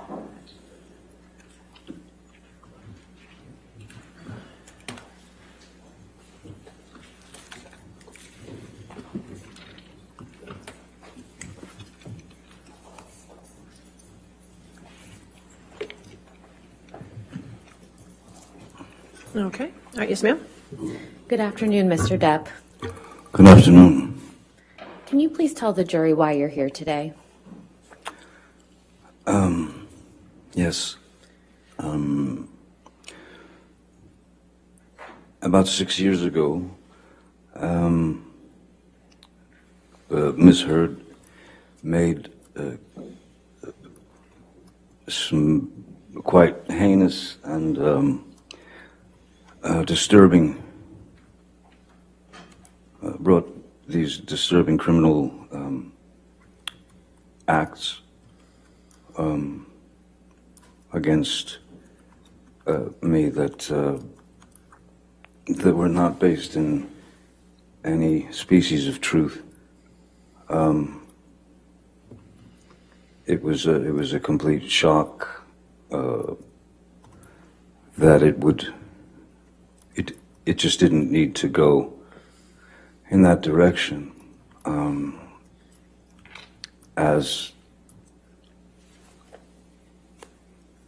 nothing of the kind had ever happened, though the relationship, there were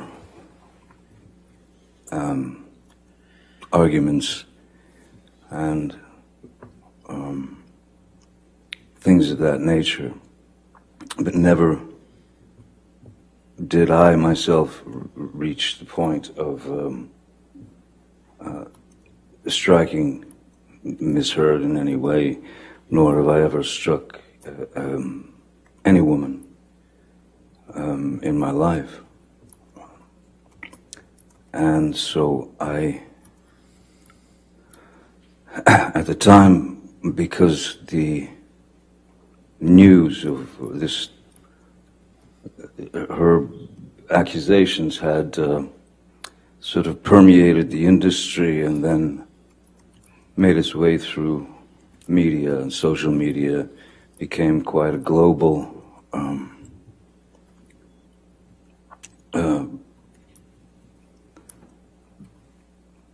let's say, quote-unquote, fact, if you will. And since I knew that there was no truth to it whatsoever, I felt it my responsibility to stand up not only for myself in that instance, but stand up for my children, who at the time were 14 and 16, and so they were in high school, and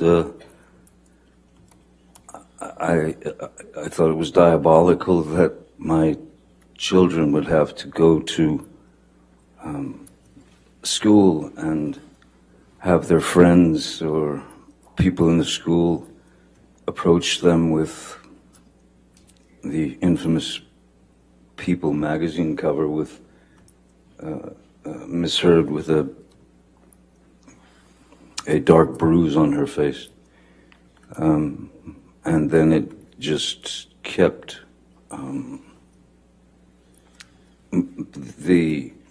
it kept multiplying. It just kept getting bigger and bigger.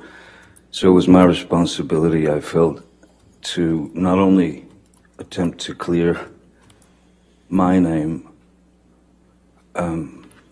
for the sake of, well, for many reasons, but I wanted to clear my children of this horrid thing that they were having to read about their father, which was untrue.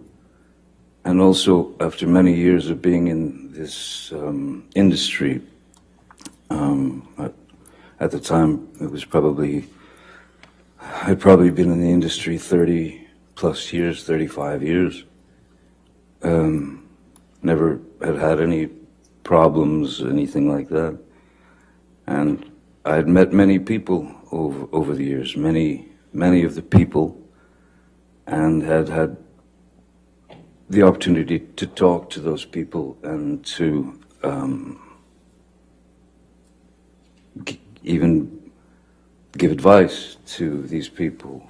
And I'm not, my goal is the truth. My goal is the truth because it killed me that people that I had spoken with, that I had met with over the years, who maybe were in a not such a great position and they needed advice, and I gave them the best advice I could. All I could think of was that those people would think that I was a fraud and that I had lied to them. And so I had to wait for my opportunity to address the charges, which were criminal charges. And they just weren't true. So I felt the responsibility of clearing the record as the only way that I could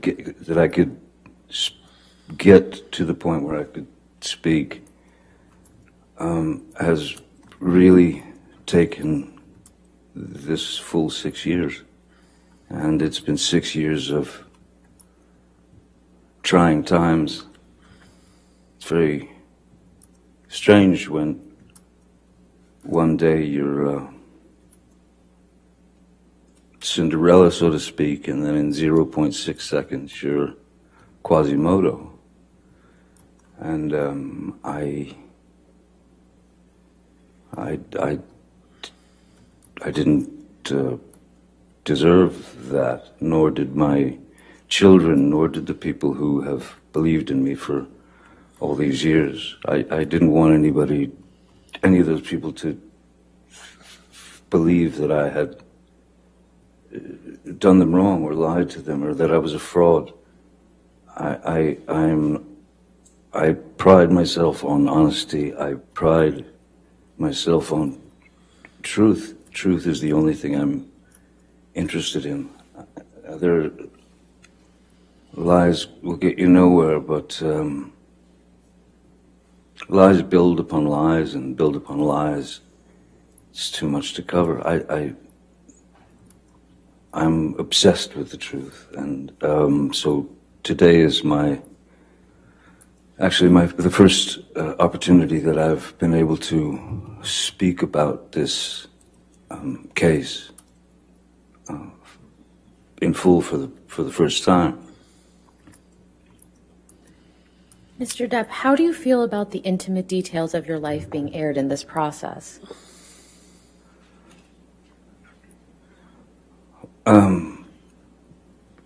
As a father, raising kids, when they were very, very little, it was important to me, very important to me, to try to shield my children as much as possible from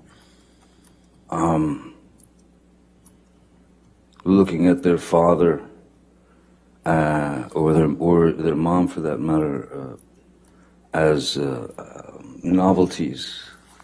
I didn't want my children to experience hordes of paparazzis.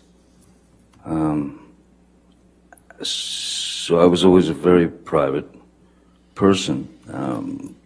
So for me to come up here and stand before you, or sit before you all, and spill the truth is quite exposing. And it's unfortunate that it's not only exposing for myself, it's exposing for my family, it's exposing for Miss Heard, it's exposing for, it never had to go in this direction. And so I can't say that I'm embarrassed, because I know that I'm doing the right thing. Now, Mr. Depp, I'd like to turn a bit to your upbringing. We heard a bit from your sister Christy last week, but can you please tell the jury in your own words about your childhood upbringing? I had a very interesting childhood, one that I thought was normal until a certain age. My mother, I was born in Kentucky, and then we moved around quite a lot when I was a kid. So you were always my mom had this, her feet were on fire and she had to move, so we moved constantly. So you were always the new kid, and that wasn't ever particularly pleasant. Then we moved to Florida, South Florida, when I was about 7 or 8.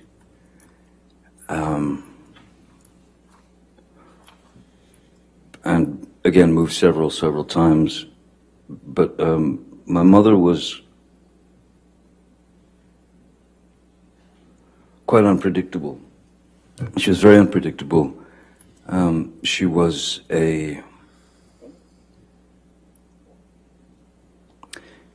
She had the ability to be as cruel as anyone can be with all of us. That is to say, my sister Christy and my brother Danny and my sister Debbie, and also my father. So, essentially, she could become quite violent, and she was quite violent, and she was quite cruel, and though there was physical abuse, certainly, which could be in the form of an ashtray being flung at you, it hits you in the head, or you'd get beat with a high heel shoe or a telephone or whatever's handy. So in our house, we were never exposed to any type of safety or security. The only thing that one could do, really, was to try to stay out of the line of fire. I started to be able to observe, and I could start to see when she was about to head into a situation where she was going to get riled up, and somebody was going to get it. Generally, it was me. Mr. Depp, you mentioned that your mother could be cruel. How could she be cruel? The various categories, I suppose, there's physical violence, of course, there's physical abuse, to which she was, that was a constant. That was just a constant, you know. We were all somewhat shell-shocked, you know. Even if she just walked past us, you'd sort of shield yourself because you didn't know what was going to happen. Excuse me. And so there was the physical abuse, which was a constant. There was quite a lot of verbal abuse. There was quite a lot of name calling and bullying. You know, making fun of whatever defect, you know, one might have. You know, if my brother wore glasses, so of course he was four eyes, and his teeth were messed up in the front, so he was buck-toothed as well. My sister Christy, which this is such a hideous psychological play. My father's parents were quite refined. My mother comes from Eastern Kentucky, which is where you grow up in shacks and hollers, you know, and my mother despised my father's parents, and my grandmother's name was Violet, and every now and again you would hear my mother just scream across the house, "Come here, Violet, get in here, Violet." And Christy, my sister, knew very well that that was a deep cut, psychologically, emotionally. But we had to take it. I mean, you just had to take the pain. I was born with a very strange, it was a very rare thing in my eye, as the back of the lens is spherical. Normally is spherical, so in this eye it isn't normal. This eye, I was born with a more conical lens, so my brain never learned to see out of my left eye, and they noticed when I was about 3, 4, that I had a lazy eye, a wandering eye, and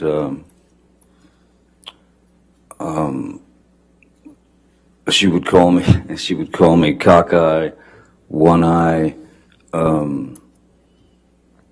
anything she could get to demean, humiliate. I even had to wear an eye patch on my good eye to strengthen my bad eye, so that it would cease to wander. It was exercising the muscles of the eye, though the brain had never learned to see. So I still, my vision in my left eye is, I'm legally blind in my left eye. But so yeah, the verbal abuse, the psychological abuse was almost worse than the beatings, because the beatings were just physical pain. And the physical pain, you learn to deal with. You learn to accept it. You learn to deal with it. But the psychological and emotional abuse, that's what kind of tore us up, I think. What about your father? What was he like? My father was a very kind man. In fact, my father's still alive. He's a very kind man. He's a very quiet man. In fact, he's very shy. Not a confrontational person in any way. And when Betty Sue, my mother, would go off on a tangent toward my father, and of course in front of the kids it was no matter to her. He amazingly remained very, very stoic, and never, as she was rationing him with horrible things, he stood there and just looked at her while she delivered the pain, and he swallowed it. He took it. There was never one moment, never a moment when my father lost control and attacked my mother or hit my mother or even said a bad thing to my mother. The things that I witnessed were, there were a couple of times when it got too far, that I could see his eyes welling up as he was staring at her, saying nothing. And then the most that he would do is he would punch a wall. I once saw him punch a wall and shatter his hand because it wasn't drywall. It was proper concrete and steel wire and rebar and things of that nature. And but still, never touched her, never argued with her. He remained a gentleman, and to me, as a 5-year-old boy, I kept thinking to myself, I kept wondering why does he take it? How does he take this? And why doesn't he leave her? But he didn't, he was able to maintain his calm and his composure. He was able to maintain his relationship with his children. He was a good man. He is a good man. You mentioned that you saw your father punch a wall. How many times did you witness that? I mean, out of, I couldn't count the amount of fights that they had, but I know that I've seen my father strike a wall 2 or 3 times tops. Once when he broke his hand, but yeah, 2-3 times at tops. Was your father ever abusive to you or any of your siblings? No, my father was not an abusive man. At the same time, my father was also to some degree at the mercy of Betty Sue, because if he argued with what she wanted done, that would just turn into another barrage of hatred towards him. So I can remember my father coming home from work, and maybe I'd gotten a bad report card, or maybe I'd gotten in trouble at school, or something like that. And my father would arrive home from work, and the first thing she would say was, "John, take him out there. He gets the belt. Give him the belt." And he wanted to know what it was about, so he'd take me out to the garage, and I'll never forget this white, thick leather 1970s era, thick leather white belt that he would take off, and then he would commence to inflict the punishment on me. But interestingly, there was one time when my father, I kept telling him I didn't do this. It was another incident. I kept swearing to him that I did not do what Betty Sue, what my mom had said that I'd done. But he went through with the punishment anyway. And then, not long after, he found out that I had been telling the truth and that I hadn't done what my mom had said that I'd done. And he came to me and apologized to me for having gone through with the whipping, with the belt. And I have to say, my mom never did that. She couldn't. She knew what she knew. She was raised how she was raised. And I had no power to change what was inside of her,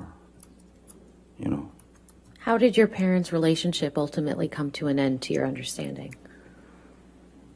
When my father left, I didn't realize that he had left. He left for, I was 15. I had already left school, and I was a musician. I was playing in clubs and such.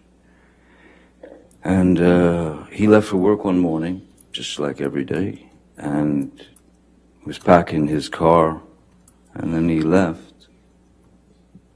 And then hours later, my mom, Betty Sue, came home from work. It was about 3:30 in the afternoon. And she walked in the door and stopped and just looked around like she felt something. And I said, "What's wrong?" She said, "Your daddy's gone."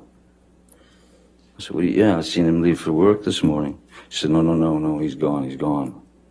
And she ran into their bedroom and into their closet, and I followed her, and she opened the door, and there was his rack of clothing and all his belongings were gone. And she was quite upset.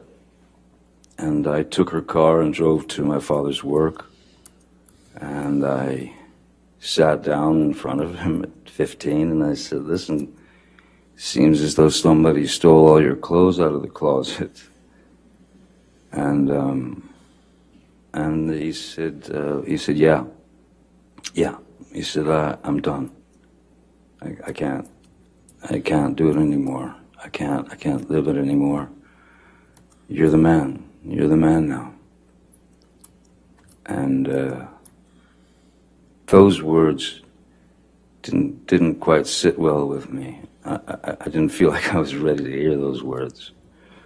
But that's what I got. Then my mom went into a very, very dark place, a very deep, dark depression, as you can imagine. And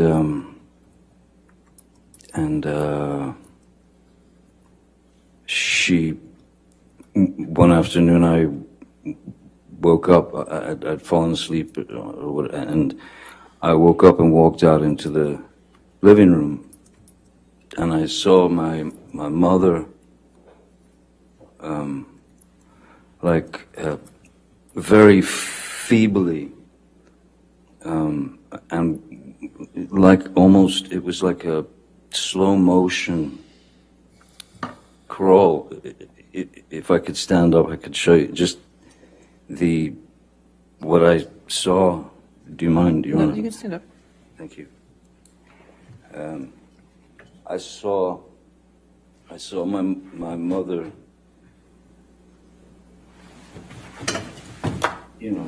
in that mode.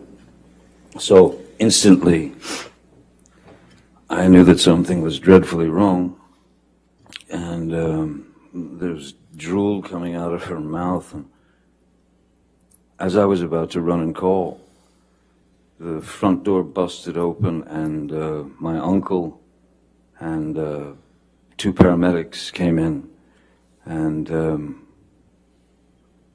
threw on the gurney and whisked her out of the house to get her to the hospital to pump her stomach. She had swallowed a multitude of pills to try to take herself out, to try to commit suicide. And when she got out of the hospital, she was a small firecracker of a woman. She was about 5'2". But when she got out of the hospital, the depression was so deep. She was down to she lived on the couch, and she weighed about 70 pounds. And that, all that imagery spun into my head at that time, that I thought that was in my head at the time, I thought that was a cowardly way for my father to have left. And I was deeply upset by that. Until my father and I had a conversation years later, where I asked him what really happened, how did it happen when I was older, and he told me the story. Your Honor, may we approach? Sure.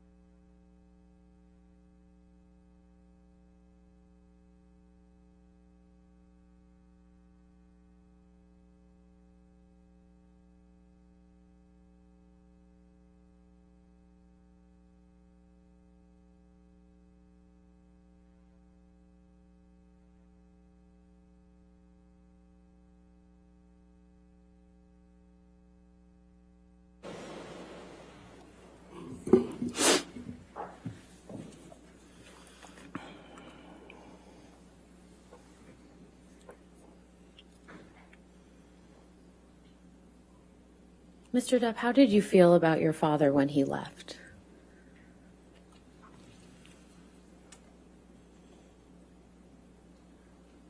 I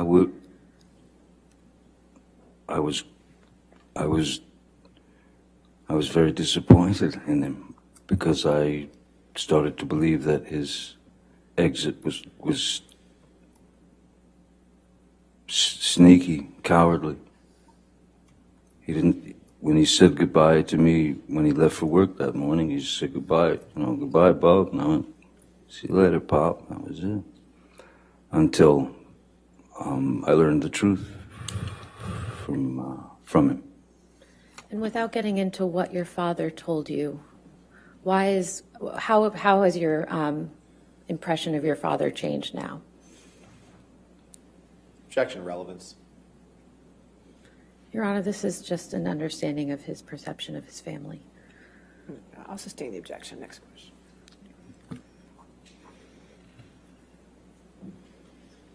Mr. Depp, what have you learned from your experience in your childhood and observing your father in your childhood?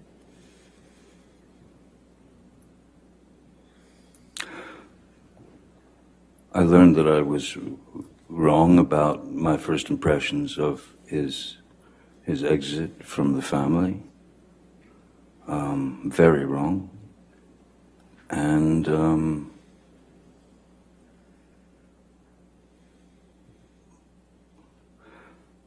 I'll tell you one thing that I learned that was one of the best lessons I believe I've ever learned in my life, ever could learn in my life, was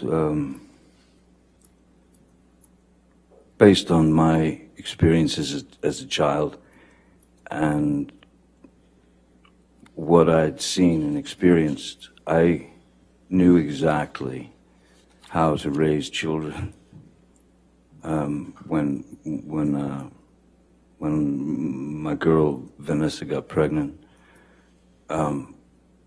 I knew exactly how to raise children, which was to do the opposite of what they did, of what Betty Sue did. Never raise your voice in front of the children, never.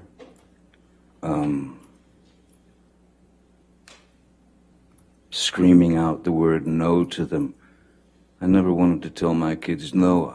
I wanted to tell them that I wanted to show them that there were options. You don't have to stick the coat hanger in the electrical socket.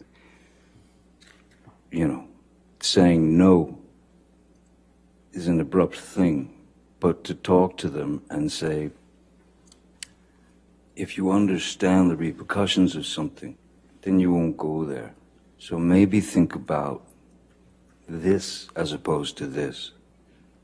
Give this some thought, But that will clearly, that could kill you. So I would ease them away from things of that nature with a more of a conversation as opposed to a flat out, don't you ever do that again, and threats and things of that nature. I did not raise my children that way. Nor did Vanessa. We never raised our voices in front of our children, ever. How do you think your experiences with your parents in your childhood affected your approach to your relationship with Miss Heard? I'm sorry, one more time. How did your experiences observing your parents as a child affect your approach to your relationship with Miss Heard? Well, in the beginning of my relationship with Miss Heard, there was, from what I recall and what I remember, she was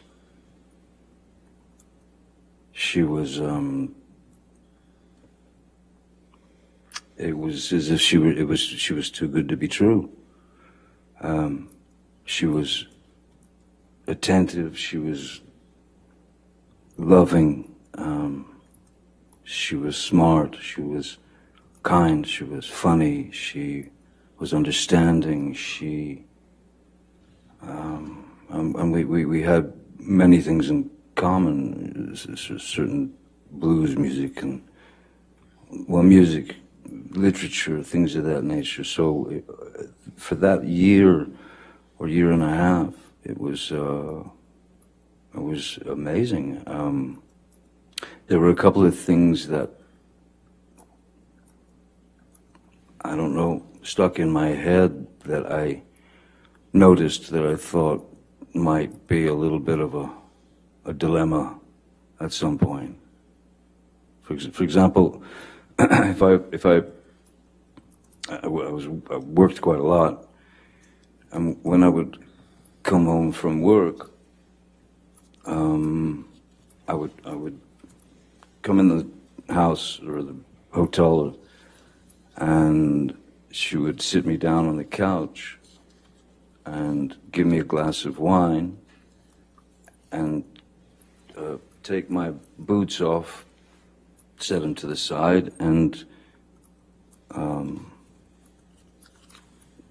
I'd never experienced anything like that in my life. I just never thought I just never experienced that before. And it became a regular thing that she did, this kind of routine.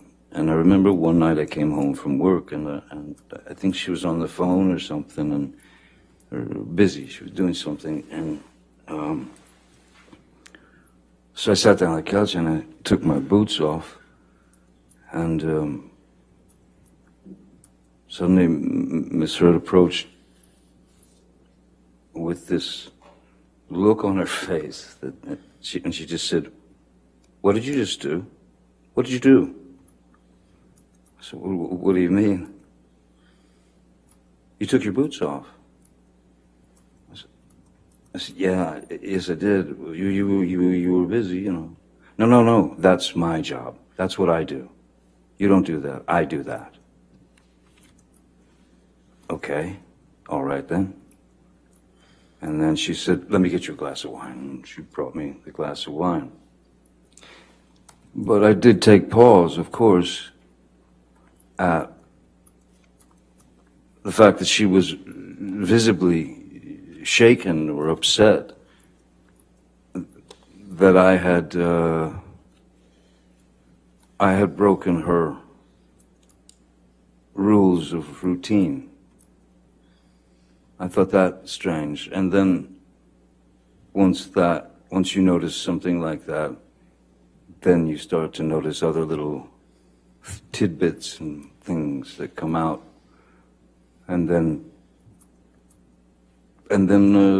within a year and a half, she had become this another person almost. Mr. Depp, we're going to talk about Ms. Hurd in a couple minutes, but I'd like to first talk about your career in Hollywood. And so could you please tell the jury how you ended up acting in the first place? I ended up acting by accident. I was a musician, and I'd moved out to Los Angeles with my band when I was 20 years old. And then there were a couple of things that happened in the band where the band split up, and I remember I was filling out job applications, and then Nick, with a friend of mine who happens to be, he was an actor, less known then than he is now, Nicolas Cage. And I was filling out job applications at any, video stores, clothing stores, anything, just to be able to pay the rent. And Nick Cage said, why don't you meet my agent, because I think you're an actor. I think you could be an actor. And I said, look, I'll meet anybody, I'll do anything at this point. And so he sent me to his agent, Eileen Feldman, and I met with her. She sent me to read for a casting director named Annette Benson, who was casting a film called The Nightmare on Elm Street. And they brought me back to read for the director, Wes Craven, and I read for Wes, Craven and somehow got the job. But I mean, I was by no means an actor. I didn't have any desire to be an actor. I was a musician. But the fact that these people were going to pay me what I found to be a ludicrous sum of money, which was it was kind of the SAG minimum. It was $1,284 a week, which I mean, you know, I'd never seen that kind of dough before in my life. And so I suddenly, you know, and then I did some other couple of dumb movies because I still, in my mind, I was a musician, and this was just a way to pay the rent, pay the bills, live. Then suddenly I found myself on that road. I had been placed on that road as an actor, and then one thing led to another, from film to film, and then I was cast in a TV series called 21 Jump Street when I was 22, I believe. Mr. Depp, between the time that you were cast in Nightmare on Elm Street and you were cast in 21 Jump Street, how did you enjoy acting during that time? It was foreign to me. It was foreign to me, but I didn't have any great ambition to be an actor. I'm a naturally, normally, I've always been quite a shy person. I've always been quite introverted. And so there was a very strange metamorphosis from being one of four, that is to say, one of four in a band where you have this fraternity or this brotherhood, and you're out there fighting the world together to try to get that record deal or whatever you're looking for.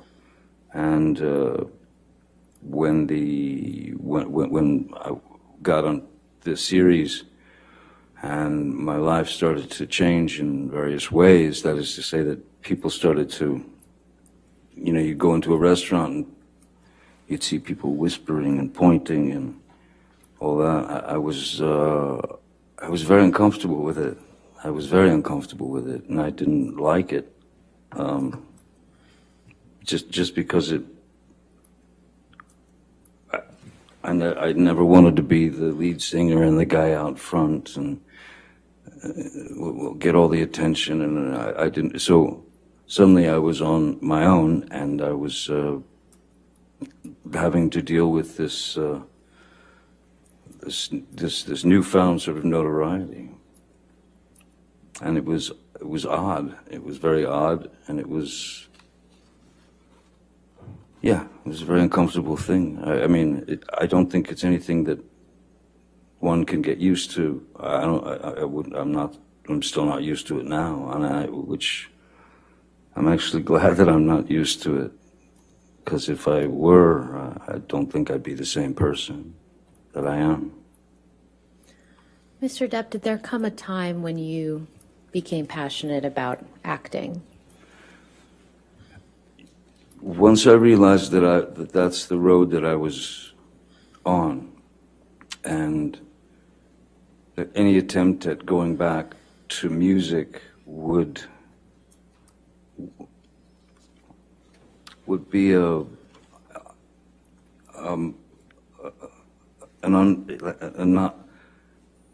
would have been. I hated the idea that since the television series had come out and I had been exposed as this character or this actor, I had to realize in my own mind and heart that there was no going back to music, because I didn't want to I didn't want to use whatever amount of success that I had attained from the TV series and that sort of thing. I didn't want to use that to influence, some career in music. I had far too much respect for music than to just become what they wanted me to become, which was a teen idol or a teeny that sort of thing. I fought that with everything in my being. So once I realized that music was no longer an option, then I began to study at various places. The Loft Studio, which is now long gone, in Los Angeles. I studied with some other teachers, Sandra Seacat. I read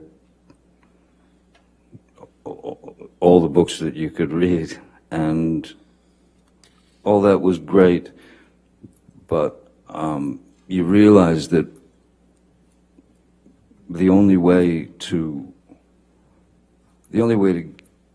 learn, or the only way to learn how to, it's not act necessarily, the only way to learn how to react and behave, because it's just behavior and it's reaction, was to do it. It's on the job training, it's trial by fire. So I did my best to work up my own approach towards a character and such. And what were a couple of the first few projects that you worked on where you were really able to implement that approach? I would say that the first film that I had done, that I really took, where I really felt, okay, I've done the work, I know what I need to do. I would say that was where I considered myself an actor, I suppose, was when Oliver Stone cast me in Platoon in 1986. How did you come to be cast in Pirates of the Caribbean? Well, that's many years later, but I had been, Disney had offered me a film called Hidalgo, when it was about a man and his horse in the desert and stuff, and I read the screenplay, and I just didn't think it was for me. But I wanted to have a meeting with them because at that point I had a 2-year-old, 2.5-year-old daughter, and so, or 3, and for 3 years I watched nothing but animated films, cartoons from Tex Avery to Bugs Bunny to that was all I watched with my little girl, and I received the screenplay for Pirates, and it was I somehow in my mind I saw this opportunity, like a way to mesh characters like cartoon characters. For example, Wile E. Coyote gets a boulder dropped on his head, and he's completely crushed, but they cut to the next scene, and he's just got a little bandage on his head. So I started thinking about the parameters that were available to cartoon characters, and if they were available to cartoon characters, and nobody ever asked a question, whether you were 5 or 95, you didn't ask a question. Oh, Wile E. Coyote, of course he's still alive. So I tried to incorporate these kind of ideas into the character of Captain Jack Sparrow, so that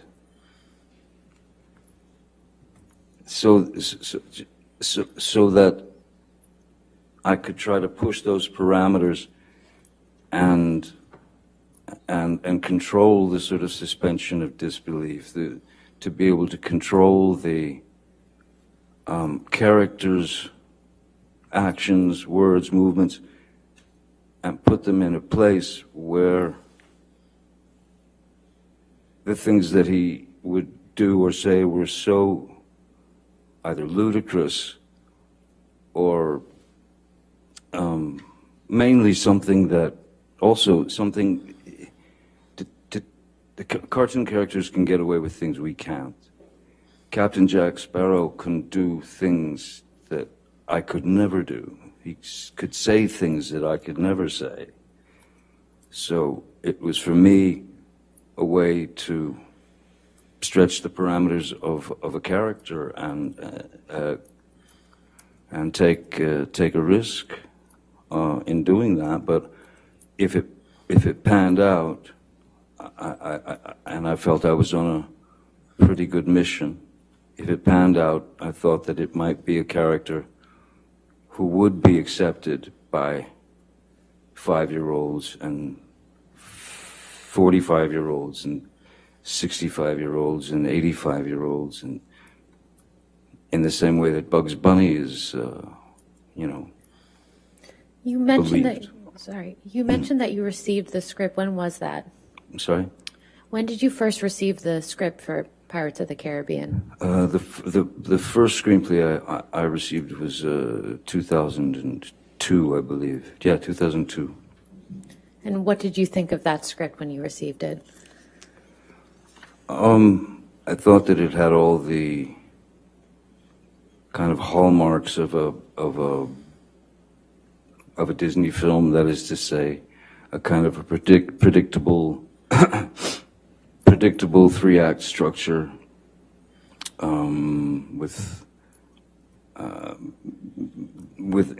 and the character of Captain Jack was more. He was more like a swashbuckler type that would kind of swing in shirtless and, be the hero. And I had quite different ideas about the character, so I incorporated my notes into the character and brought that character to life, much to the chagrin of Disney initially. Now, when you say you made changes to the character, how did you do that? Just in preparation, the very same way that I've ever approached any character. You look for a back history. You base it on, it could be anything. Like Edward Scissorhands, for example, I based on a dog that I'd had and newborn babies. My sister had a couple of new babies, and I watched them, because I thought that Edward would see things from the sort of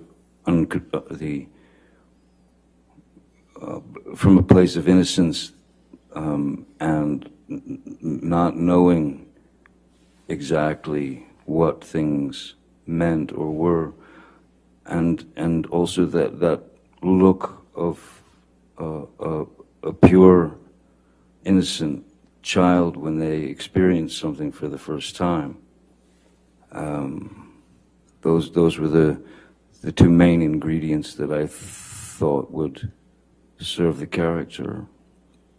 And with Captain Jack, again, the cartoons, you know, the Pepe Le Pew, it's like making a soup, you know, it's ingredients, it's just ingredients. There's some Pepe Le Pew in there, there's some Keith Richards in there.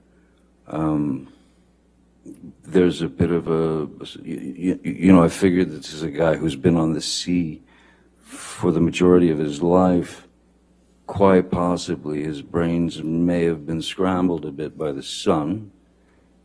And also I thought that he'd been on the sea for so long that he had his sea legs, but when he got on land, he just didn't have his land legs. So he could never quite stand still. How did the film ultimately turn out in your view? I didn't see it. But I believe that the film, well, I mean, the film did pretty well apparently, and they wanted to keep going, making more, and I was fine to do that. There's great freedom in being able to. It's not like you become that person, but if you know that character to the degree that I did, because he was not what the writers wrote, so they really weren't able to write for him. So once you know a character better than the writers, that's when you have to be true to the character and add your words, add the rewrites. I was, I believed in the character wholeheartedly, and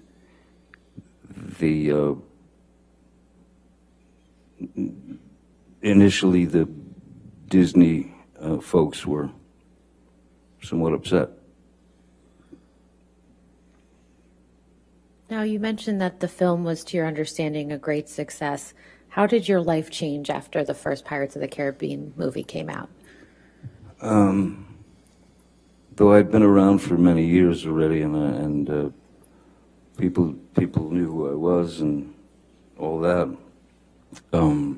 After Pirates 1 came out, there was a completely different. It was a completely different way of life was being sort of.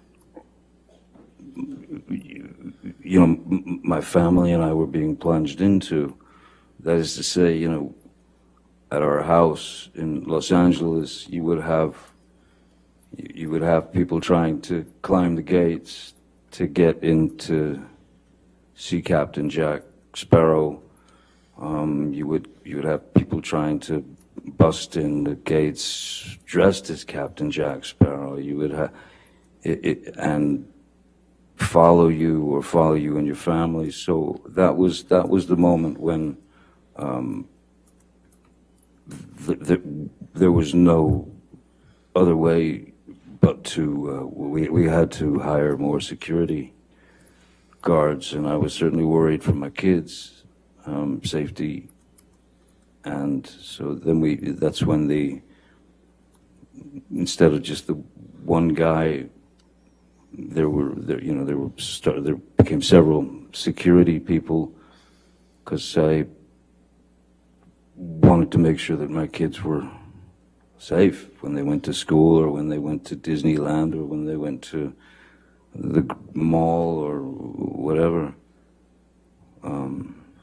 So yes, more security, and then just getting followed,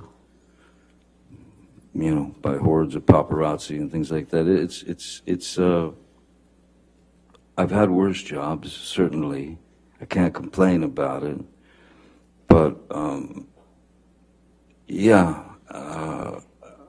after a while you realize that anonymity has left the building.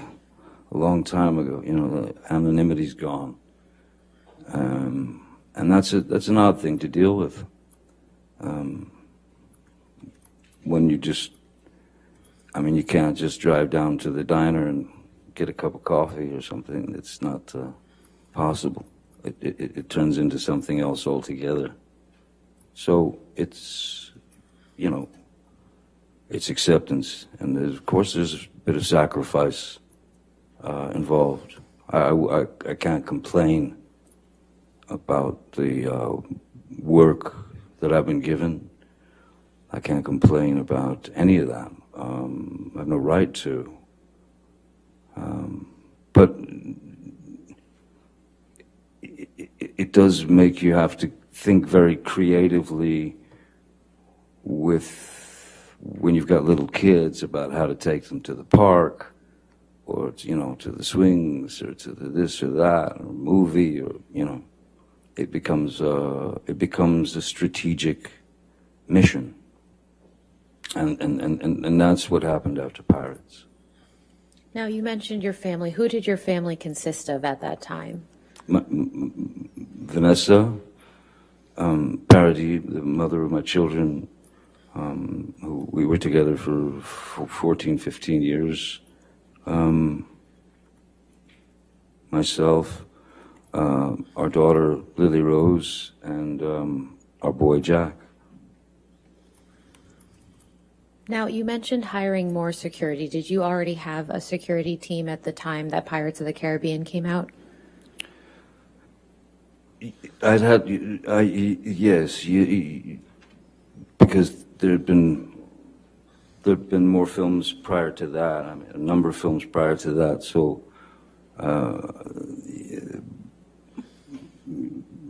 I was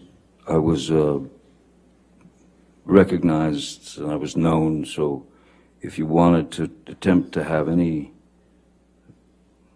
experience that might be normal, you sort of had to have somebody around to get you out of a squirrely situation should it arise. So I had security prior to that for who would travel with myself and my family. But not like, you know, when I was at work, back then I didn't have security at work so much, you know, not before Pirates. Pirates was really that was the thing that everything, it all turned around. It all just went weird. So how did your security team change after Pirates of the Caribbean came out? Well, like I said, with anything, it become more strategic, and you had to have more guys or gals, because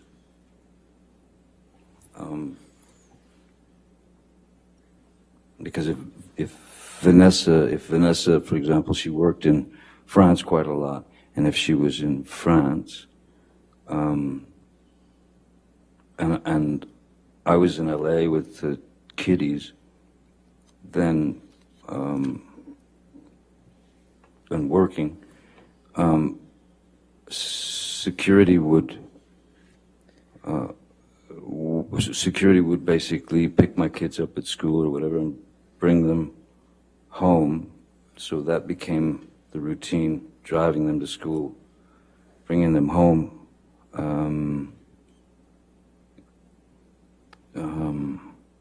So yeah, and then if I went somewhere, it just, the security guards kind of multiplied because you needed to protect your street, your house, your kids. Endless. So after Pirates of the Caribbean, who has been on your security team? Jerry Judge was with me for, oh boy, over 20 years. Jerry Judge we've mentioned it before. He, it was a year or two ago. Jerry would go on film sets with me. He would do reconnaissance missions, that is to say, he would go to a country before we would go there, make sure all the hotel rooms were all taken care of and such. Or when I went on tour with, say, the Hollywood Vampires, which is a band that I played with, he would come on the road with me with another security guard. So there was Jerry Judge, there was Malcolm Connolly, who's been with me for 20 years or more, Leonard Damian, Sean Bett, Travis McGivern, Mark Gibbs. I mean, there are a few. Are all of these security personnel still with you today? Jerry has gone on to somewhere else. Jerry passed away from cancer, so Jerry made his exit. But the majority of those, I believe all of those fellows are still with me, yes. When did Mr. Judge pass away? I believe it was two years ago, roughly. Maybe a little less than 2 years ago. Now I'd like to go through a couple of the names that you just mentioned. What is Malcolm Conley's purview in the realm of your security team? What is his role? Exactly, yes. Now that Jerry is, Jerry and Malcolm had worked together for a very long time, so I'd met Malcolm through Jerry.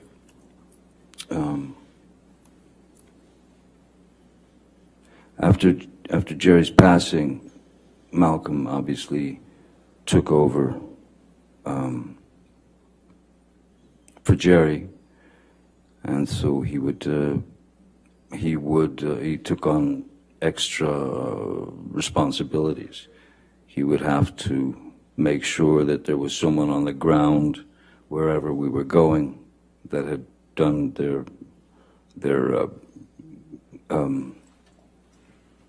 recon, the reconnaissance, and to make sure that everything was set up by the time we got there, and that it would be a straight shot into the hotel without a gaggle of paparazzi. You didn't have to walk through 50 screaming, hollering photographers. So you'd go in through a garage door and through a slippery kitchen, and then you were taken to your room where you stayed. When did Malcolm Conley join your team? Malcolm had joined. Jerry brought him on, so Malcolm has been with me for over 20 years now. And in those 20 years, how often have you physically been present with Malcolm? With Malcolm? Yes. Endless, countless, all over the world. Everywhere. Los Angeles, Japan, Serbia, films, tour. Malcolm was my, when we were on the Vampires tour in Europe, throughout Europe, and Malcolm was on the bus with me. We lived on the bus together, basically. How often is Malcolm in LA with you? It depends if there's or if there was a larger premiere, where where it had to be worked out so that it didn't turn into a chaotic or dangerous event, because sometimes between you and the people there are these barriers And sometimes the professional photographers or the professional autograph people will surge forward, and in the front rows of these, behind these barriers, you have little kids and older women and older men, and so when the professionals would surge forward, these people would start getting kind of crushed against this metal deterrent, and that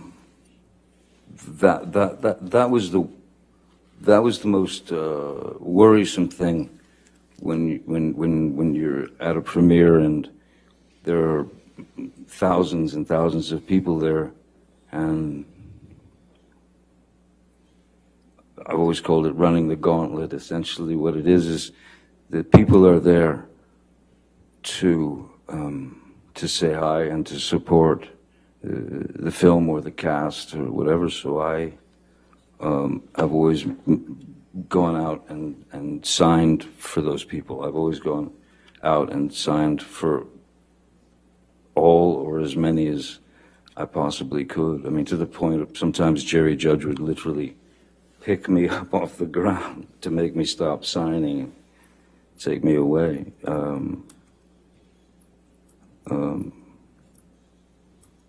So,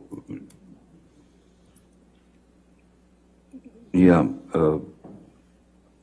it was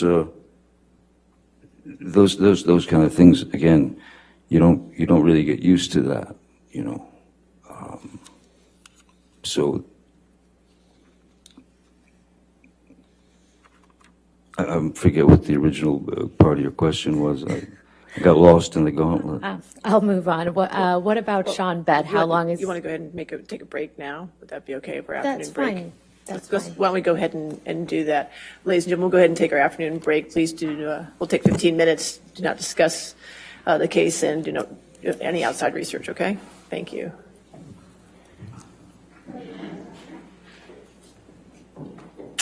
Stay there for a minute. Thank you.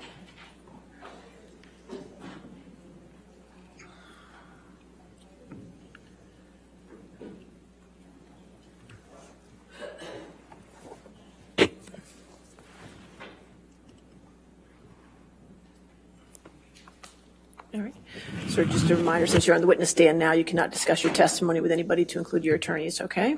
All right. And let's come back. I guess we can come back at 3:35. Is that okay for everybody? Okay, we'll take recess. Thank you. Thank you. All rise.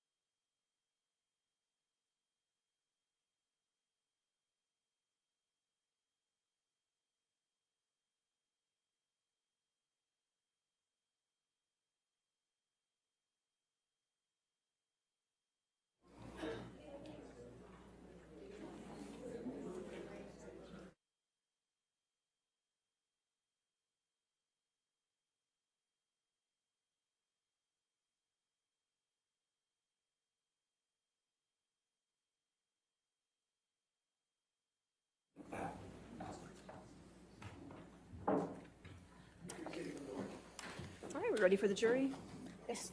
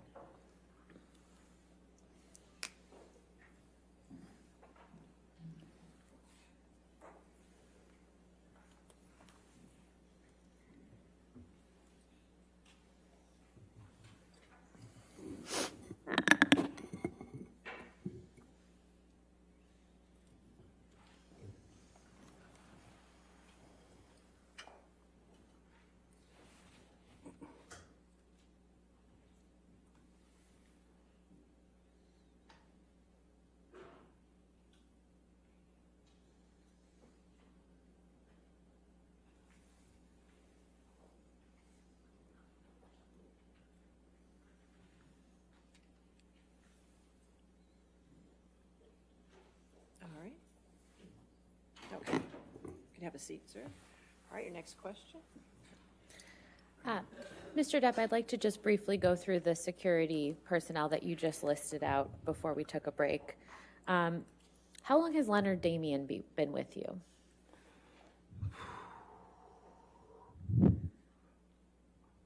My kids are now 20, 23. Leonard Damien's been with me, I believe, roughly the same time as Mr. Bett, somewhere in the neighborhood of 16, 17 years. I can't be precise, but they were very young. My children were very young when they joined the team, which was really after Pirates was released in 2003, the first. Now, you mentioned your children. What is Mr. Damien's role with respect to your children's security? Excuse me? You mentioned your children Yes. with respect to Leonard Damien. Is his role in connection with your children's security? Yes, very much so. Leonard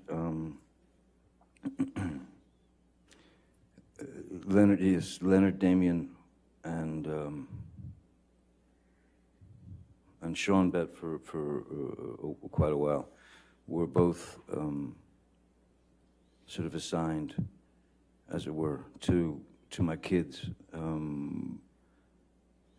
taking them to school, picking them up from school if Vanessa and I were unable to do it, or even if we were there, we would drive with them to take the kids to school. And over the years, obviously, your children, my children have taken quite a shine to them, and they've become like another set of parents in a way. And how long has Travis McGivern been with you? Travis, I believe, a little bit less than that. I believe. I couldn't really speculate. If it's a little less, maybe it's 13 years, or I don't know.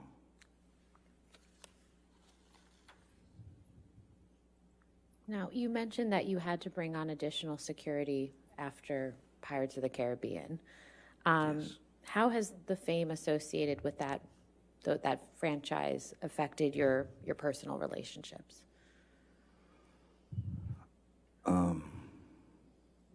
Again, I would never complain about the repercussions, let's say, or the repercussions of the success of that film.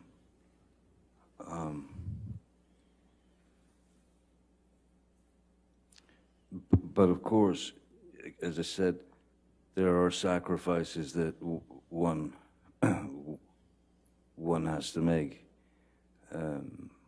Sacrifices that you're not nearly ready for.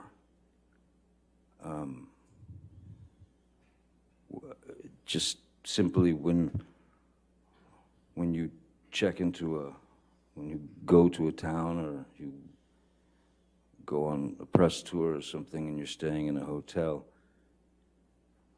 people stay in hotels all the time. I stay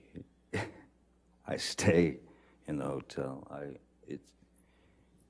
We've found that it's just a lot easier if I stay put in a hotel and not kind of, again, especially if it's with the kids or something, I don't want them to, I've never wanted them to see me as a novelty. I just wanted to be dad, you know. Now, they're well aware of a lot, and they're well aware of pretty much everything. But no, you know, when you get recognized wherever you go, the basic truth is it's pretty simple. People are generally kind and curious, and if they've grown up with you in their living room, from a television series or from various films that they've seen, there's nothing menacing about being recognized. Sometimes there can be. Sometimes people can get weird, but we've found that it's just it's better all around if I stay in my hotel room and don't go out to too many restaurants or anything, because it generally causes a bit of a hubbub. If you go to a restaurant, someone calls the paparazzi, and you go in for a meal and you come out and there's 30 guys out there. It can be a little overwhelming. It's not something, I think I said it before, it's not something that it's not something that I've ever gotten used to, and it's something that I hope I never get used to. Because I don't think of myself in those terms. I used to be Johnny, if that makes sense. I used to be Johnny, and then my name,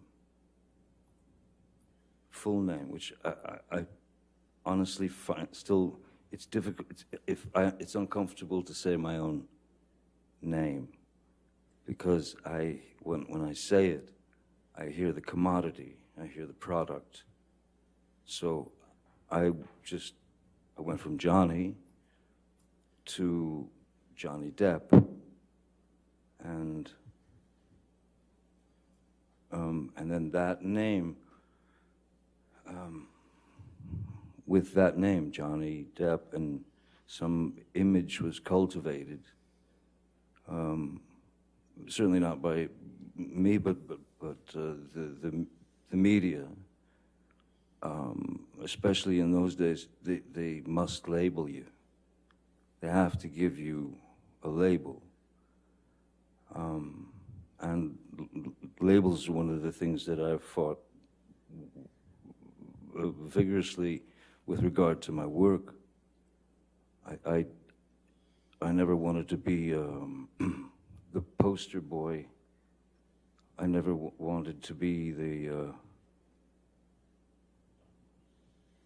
I don't have, I'm not built with that kind of hubris. I don't have that kind of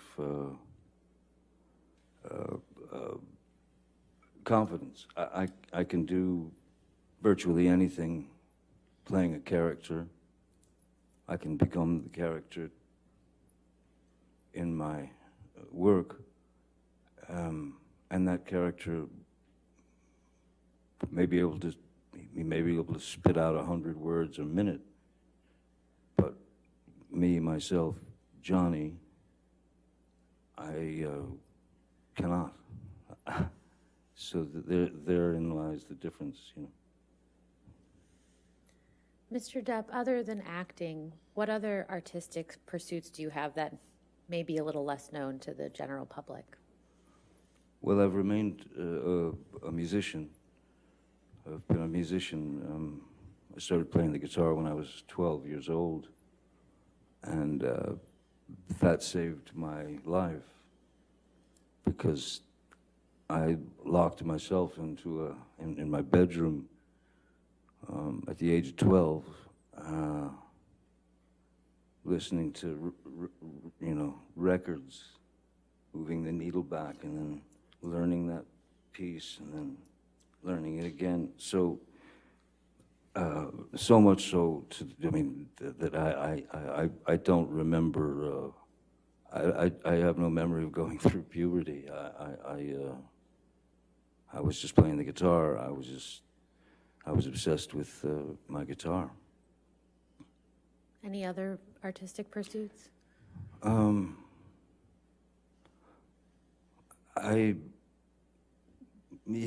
always drawn since I was very small, since I was very little, and always enjoyed drawing, and then began to paint, and so there started learning about painting and trying to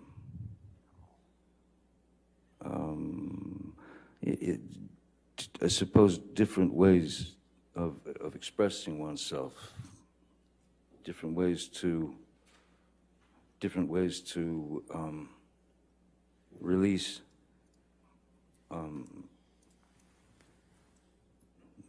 the things that are living in your head, whether they be beautiful memories, whether they be horrific memories, whether they be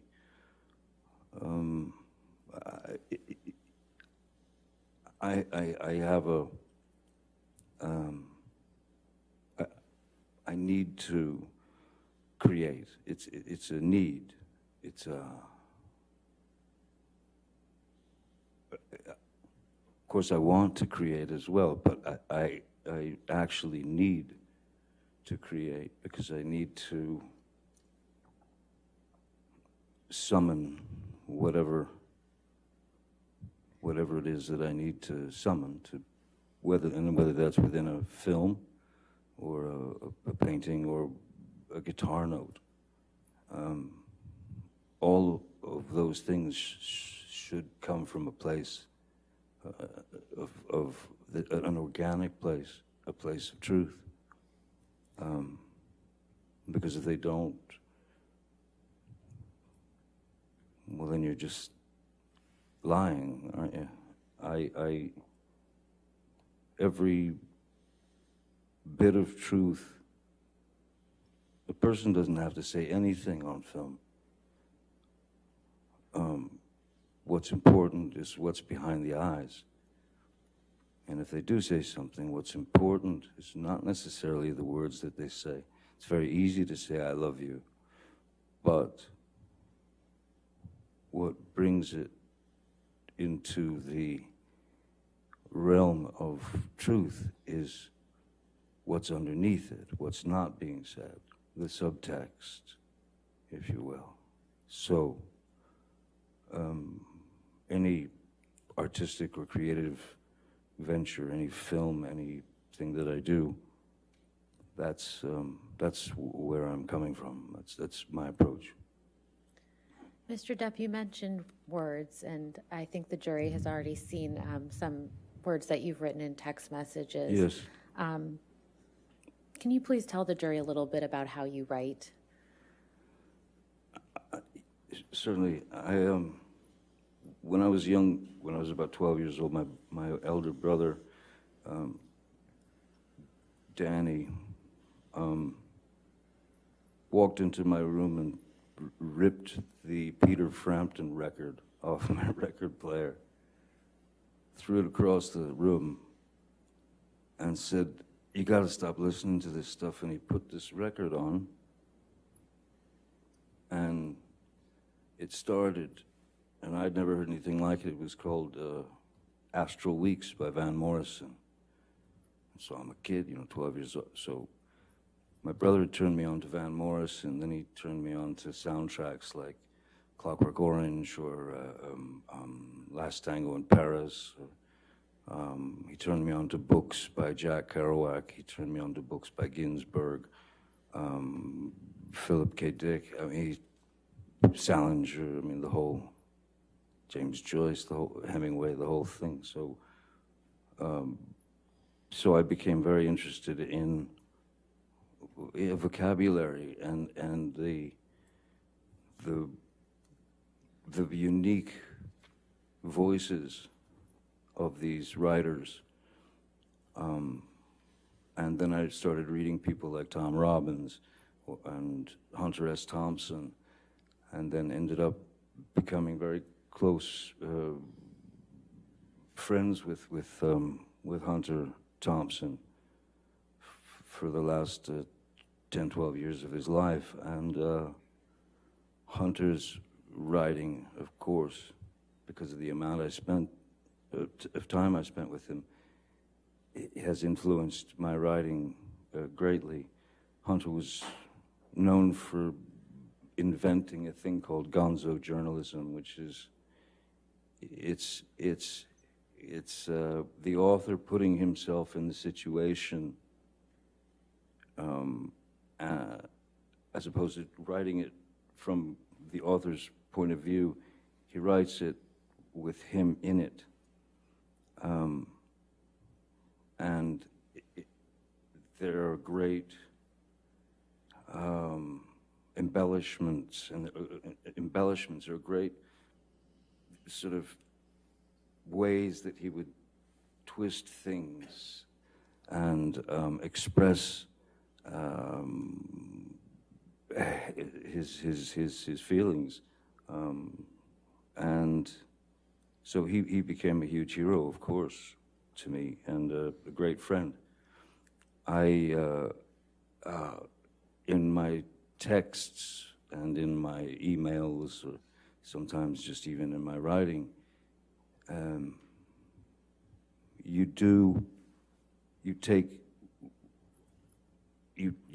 take the subject and you try to express it in your own vernacular, and in that,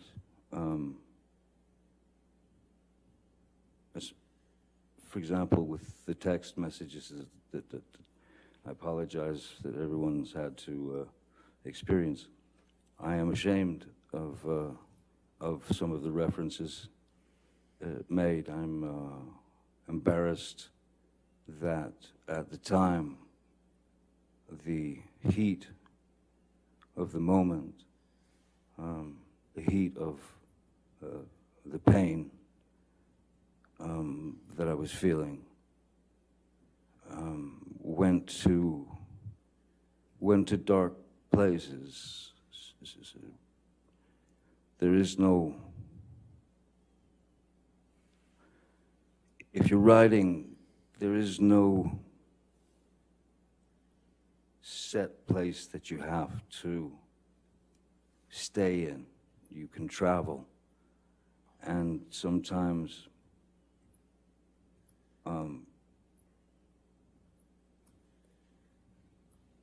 pain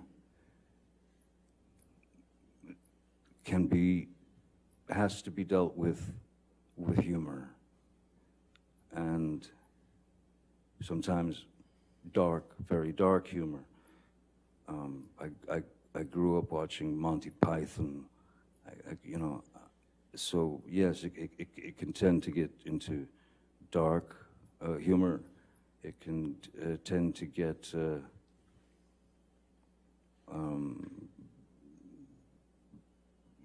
words are used that for emphasis, and words are used to express what you're feeling at the time. And it's just like growing up. You learn from those mistakes, you learn from those things, and you move forward, you know? And that's how you start to understand your own vernacular and what's important, you know, what's necessary and what's not necessary.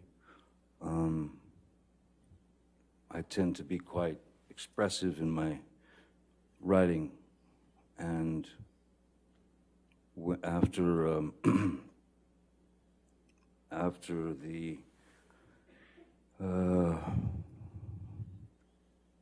after the unfortunate words of Ms. Heard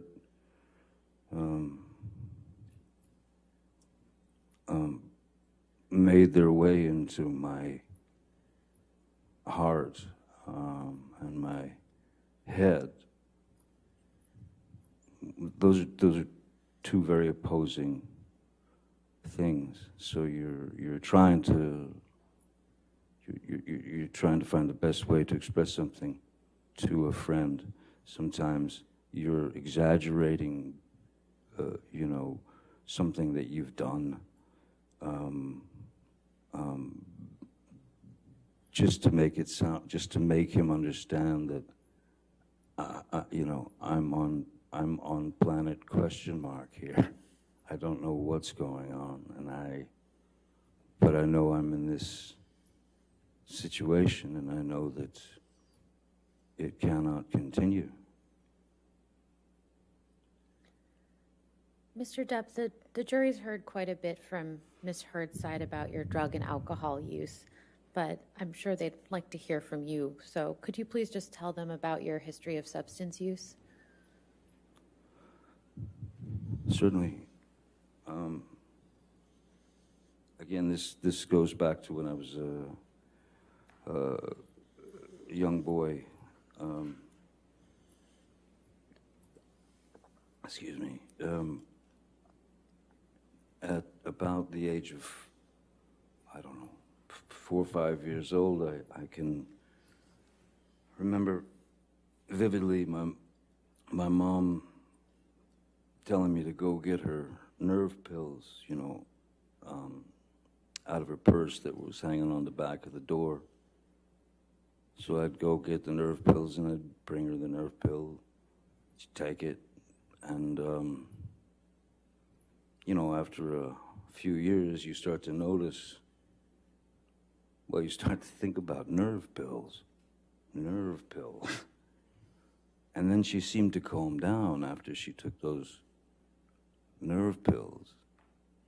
So when I was 11 years old,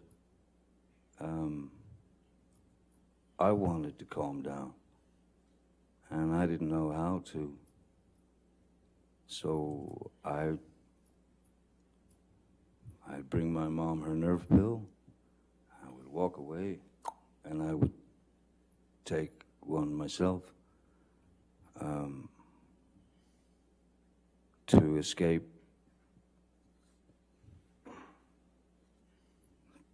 caring so much, feeling so much, to escape the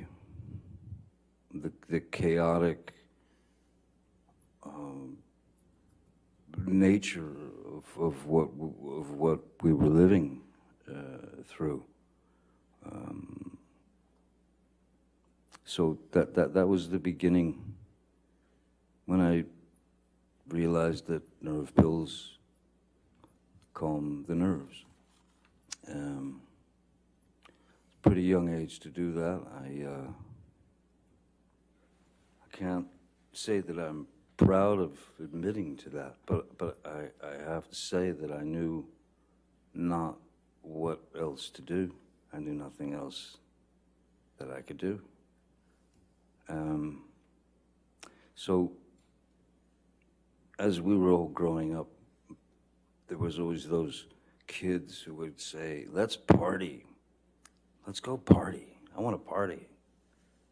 I've never used the word party in my life.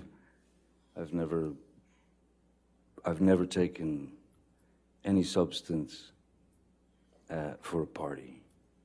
I have taken these substances over the years, on and off, to numb myself of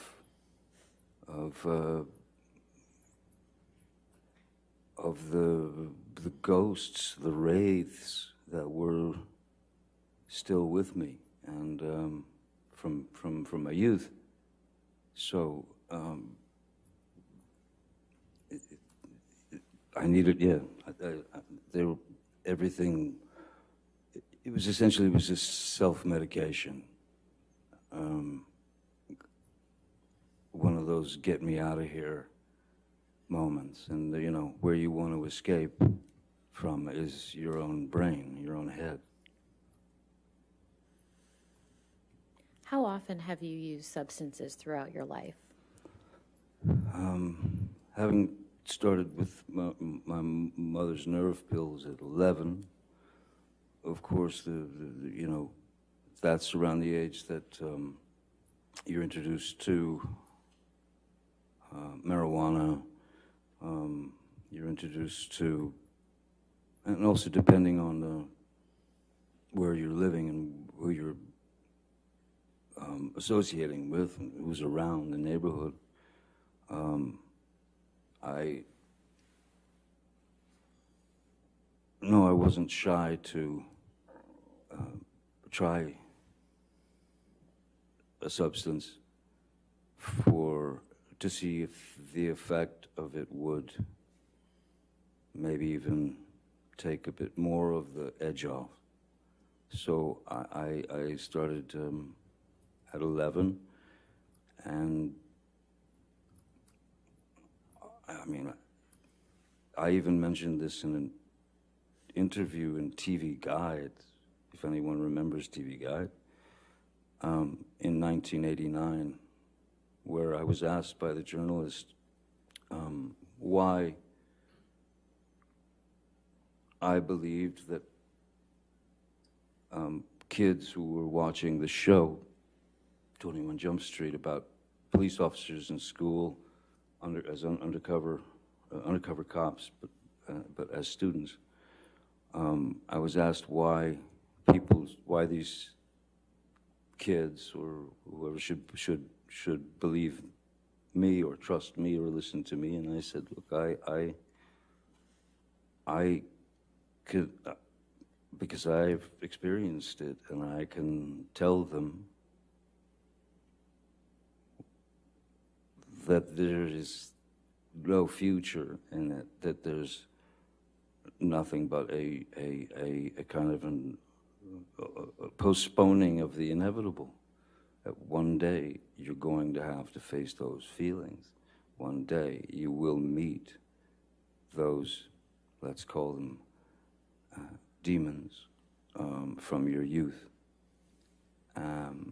So I was straight up, open and honest at that time in a very, TV Guide was it was right at the register when you checked out at the grocery store. It was like the most popular thing, and it was a very straight little magazine.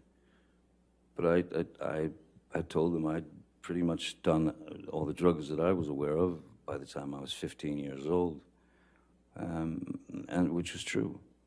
Now, that doesn't mean to say that I continued into that, forest of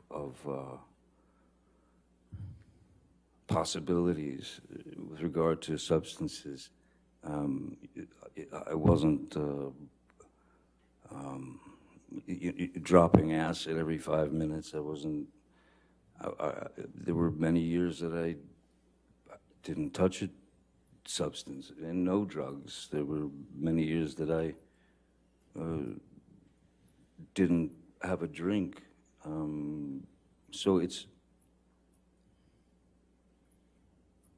as I said, it's never been for the sort of party effect. It's been for trying to numb the things inside that have that can plague someone's who's experienced trauma. But the characterization of the characterization of my substance, quote unquote, substance abuse that's been delivered by Ms. Heard is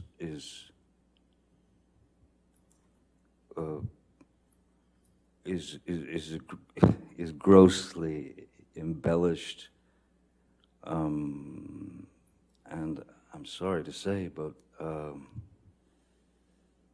a lot of it is just plainly false. I think that it was easy. It was an easy.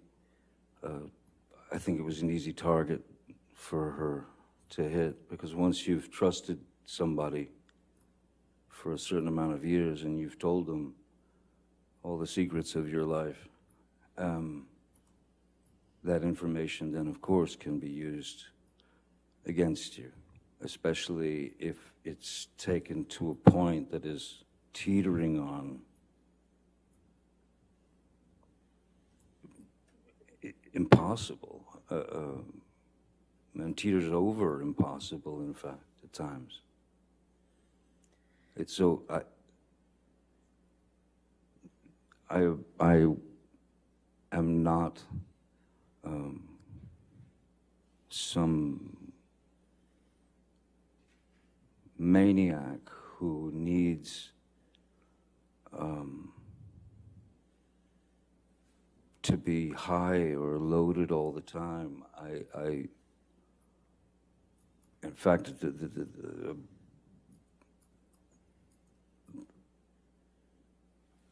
in Australia, from before Australia and in Australia, I had been off of alcohol for, I believe it was about 18 months. Mr. Depp, you've mentioned some periods of sobriety throughout your life. How many would you estimate you've had? Quite a number. You know, on various films, you see. I suppose, I guess maybe by example, if anyone's, well, if you're familiar with Hunter Thompson's book, Fear and Loathing in Las Vegas, which I was lucky enough to make into a film with Terry Gilliam. The film calls for myself and my attorney to be absolutely blotto out of our heads constantly throughout the film. And most people just assume that, well, they just got wasted and they filmed them. There would have been no way you couldn't act that. You couldn't make that film with two actors who were loaded. There would be no way. And then to the other extreme, Donnie Brasco, a film that I made about an FBI agent. I had to go into a training regime where I had to eat 5 meals a day, drink 5 shakes a day, you know, these protein shakes per day, work out 3 to 4 hours a day because I had to gain 20 to 30 pounds of muscle.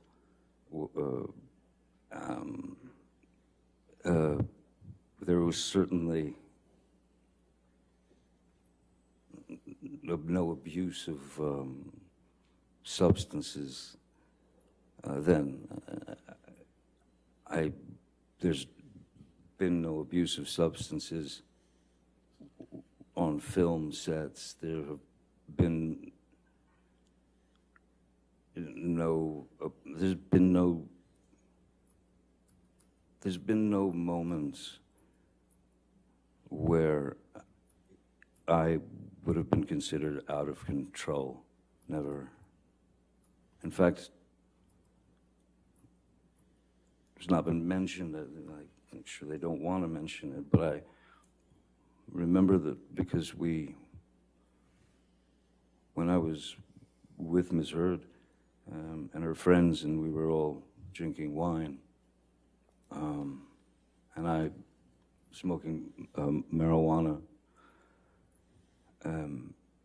They used to tease me because of what they said was a ludicrous tolerance, because I never appeared loaded or high or any of that.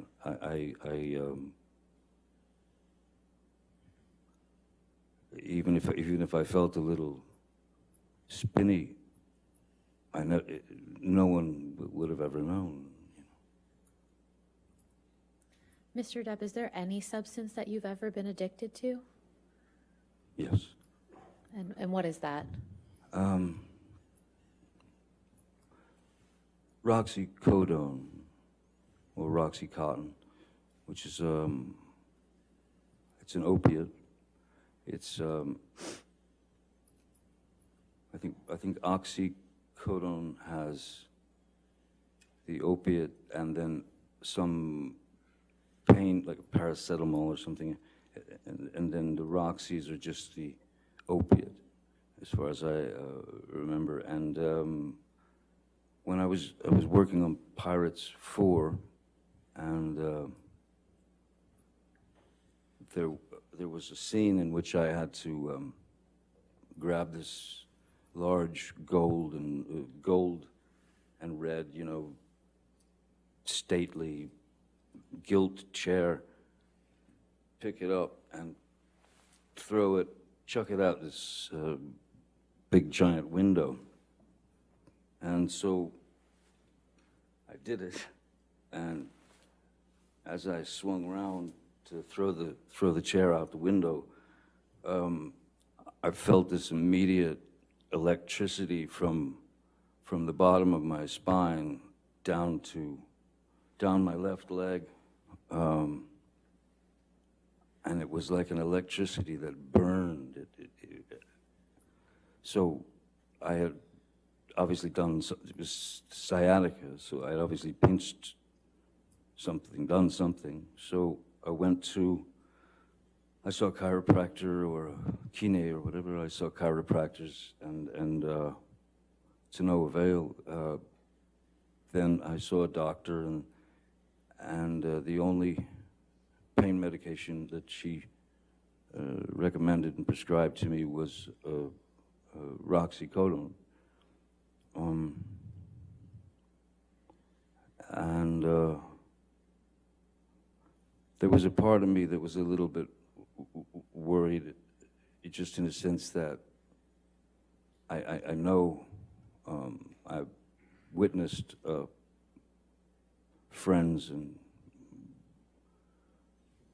people over the years who've had problems with heroin, and I didn't want to get bit by that snake. And I started taking the Roxys, and I was bit by the snake. And then before you know it, that monkey is on your back to stay. And it's not like you take those pills to get high. You take them to once the addiction has grabbed hold of you. you're not taking those pills to get high. You're taking those pills to get well, or to get better.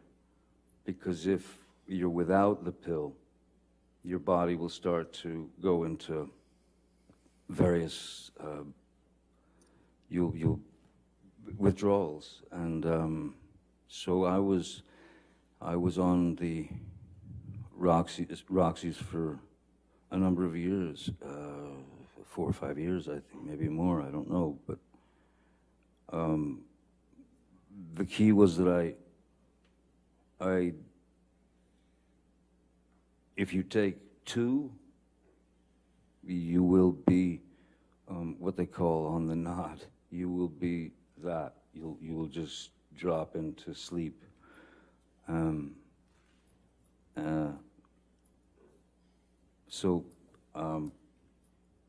Yes, I didn't like being dependent on these pills. I didn't like being dependent on a drug that you'd take only so you wouldn't get withdrawals. That's what it becomes. It's like a junkie.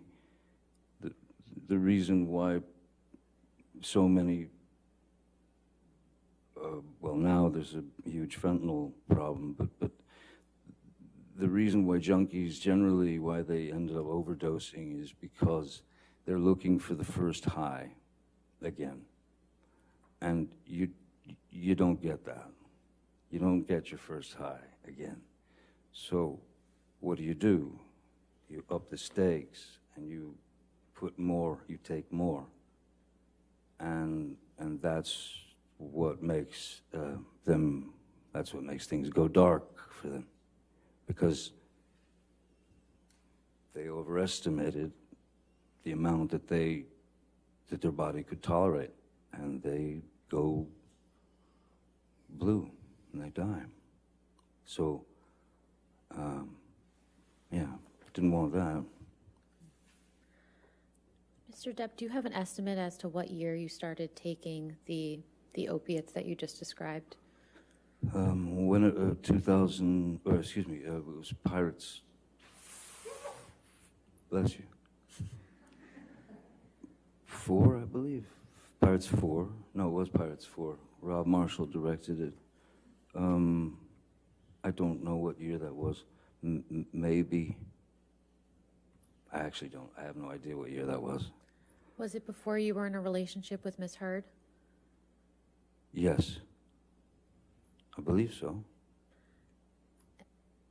And you didn't detox, and you detoxed from those opiates during your relationship with Miss Heard. Is that right?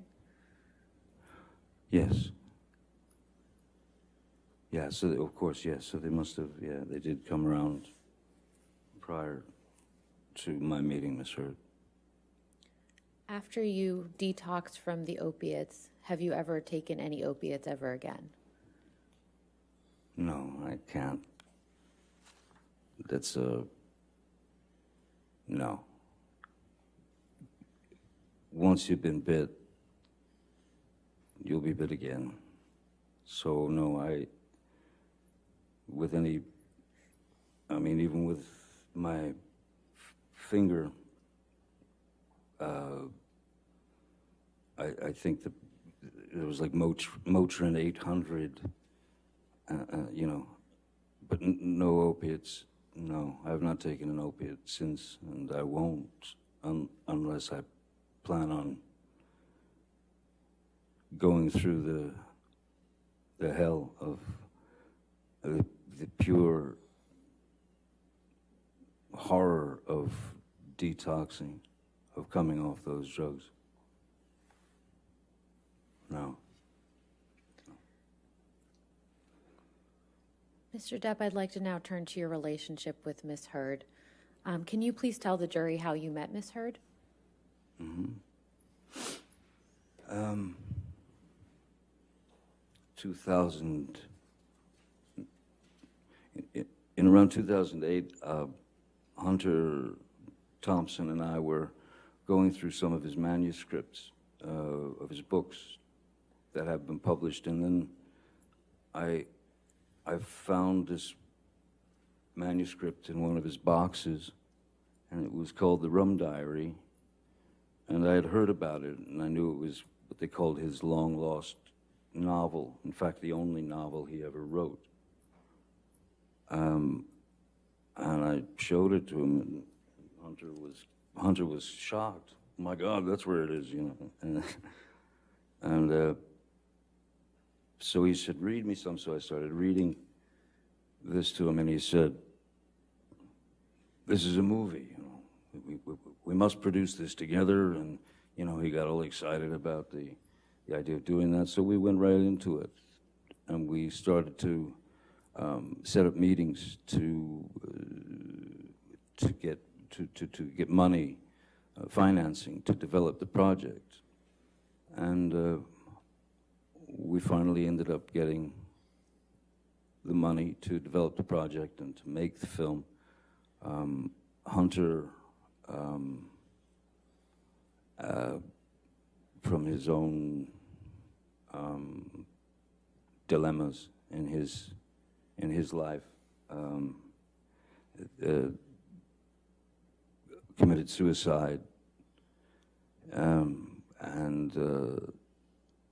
but having had long talks with him, I knew every angle of the book, but I knew every angle of the film that he wanted, which was going to be a bit different than the book.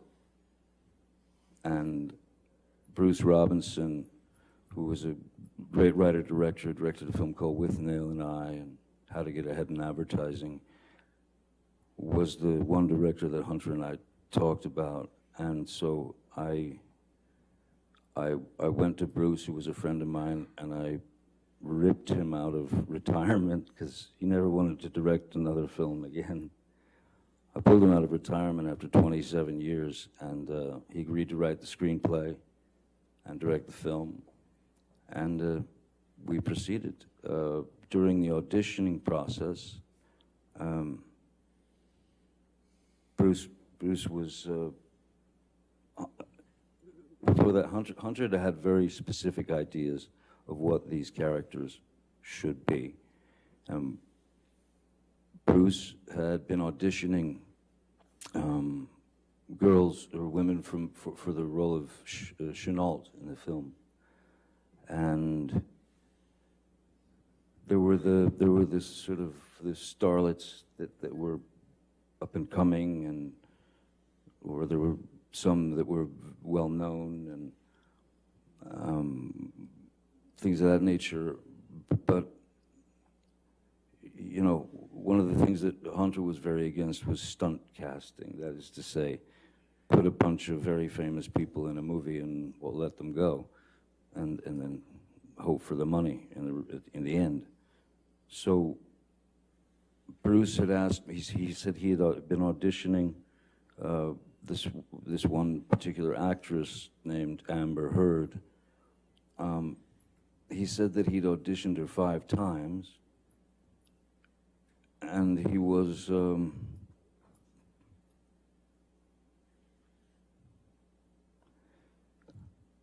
he wasn't sure about her capabilities as an actress with regard to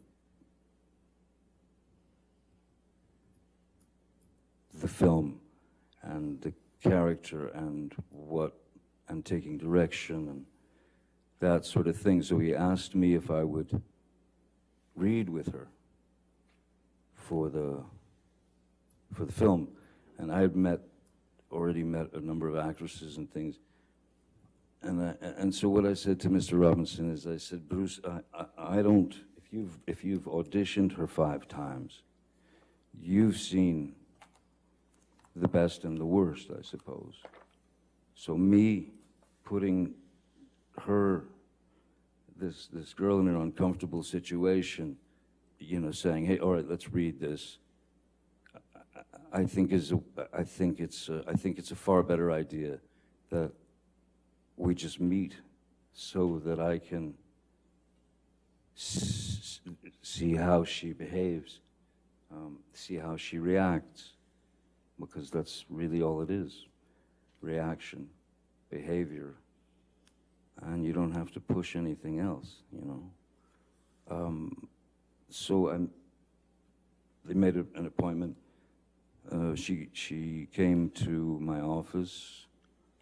I took one look at her and I thought, yep, that's the Chenault that Hunter wants. That's the one. I thought, yeah, she could definitely kill me. That's what Hunter wants.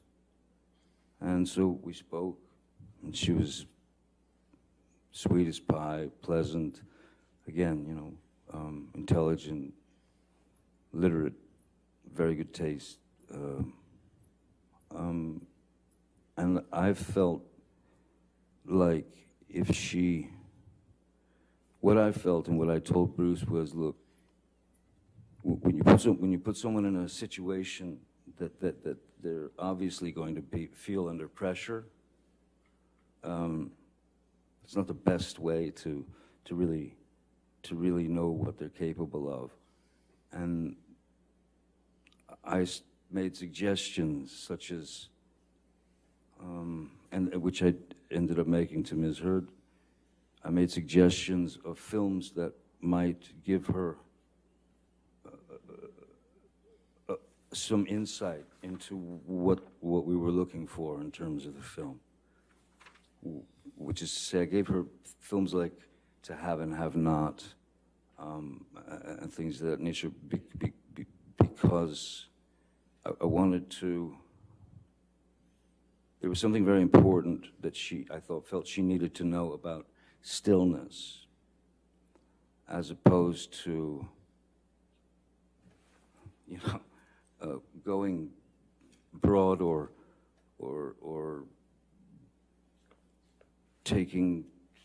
acting a little too much. So I felt like I could be a bit of a traffic cop in that sense, so that, because if we could connect, then it could work, as long as there was truth in her eyes, and as long as there was truth coming out of her dialogue, you know, then it's all in the editing. So I felt that I could help her with that idea of stillness,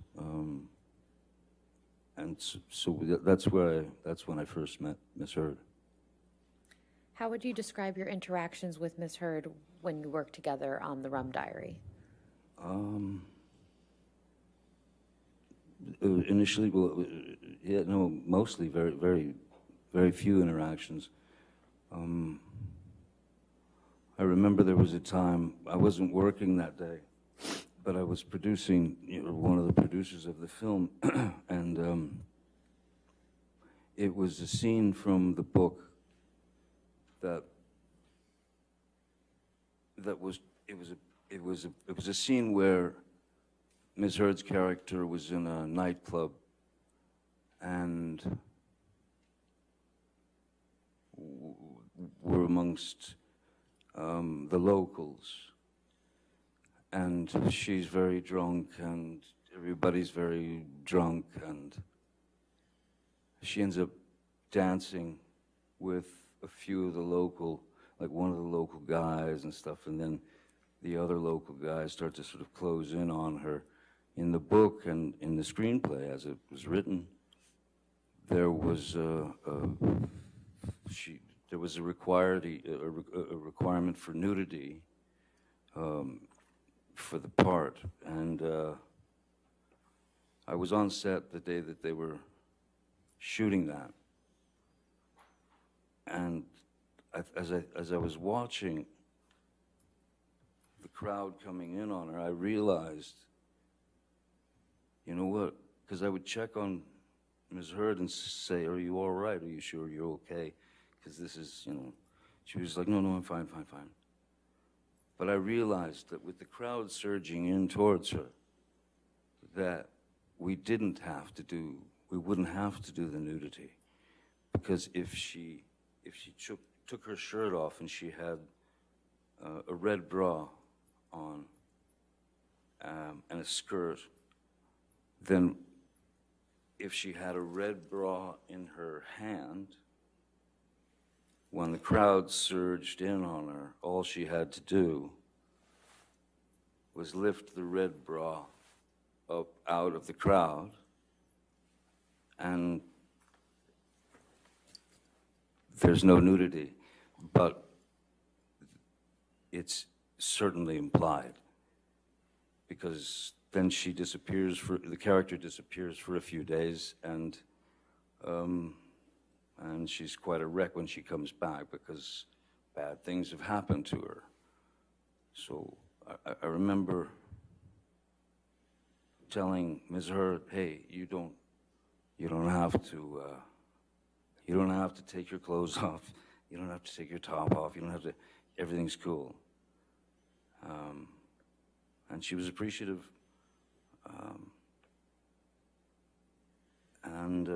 But other than that, we didn't really have much interaction until there was a scene where I'm taking a shower, and then she comes into the room and she opens the shower, and we kiss. And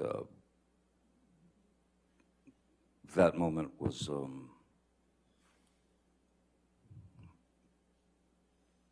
it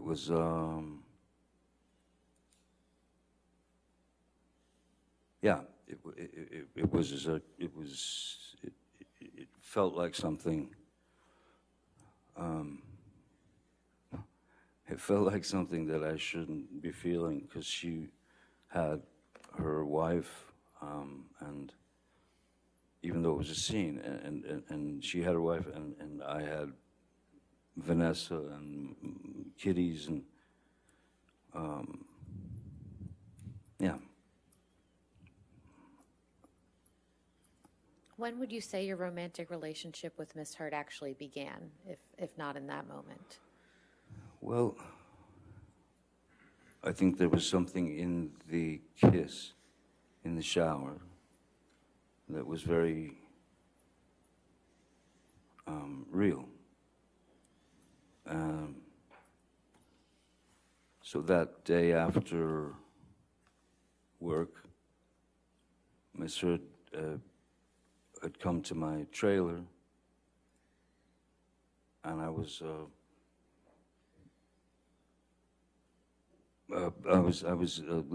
just sitting there listening to actually old blues stuff, and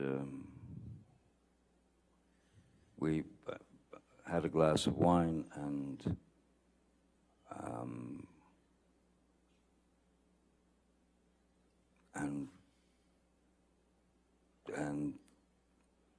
we kissed.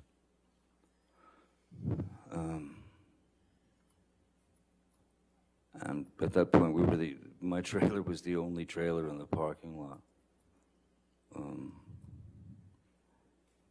She had a mind to stay in the trailer there for a while with me, and I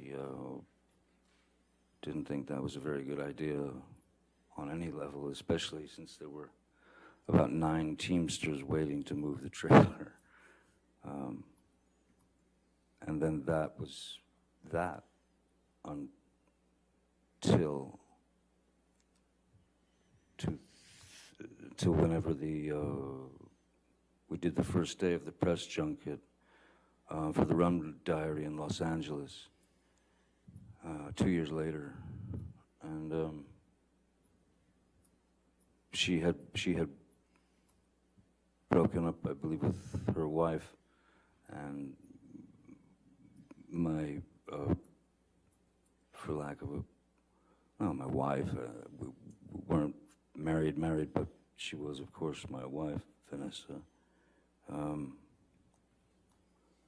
We had some not so great situations, you know. She was stuck in America. She wanted to go back to France. She wanted to have her life back. She's a well-known singer there.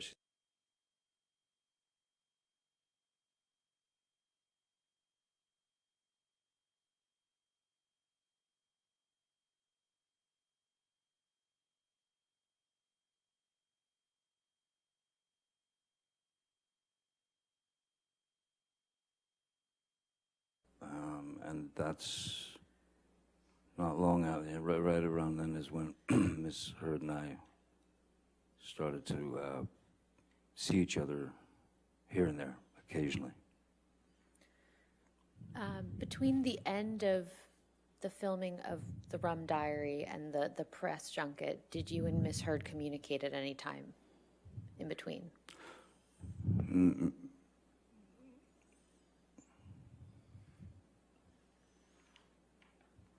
I don't remember. I remember that there was a white dress that she really was infatuated with. That she really loved this dress that she wore in the film, and so I went to Colleen Atwood, the costume designer, and to Bruce, and I said, "Do you think we can snag this white dress and send it to Amber, you know, after she'd wrapped, because she loved the thing."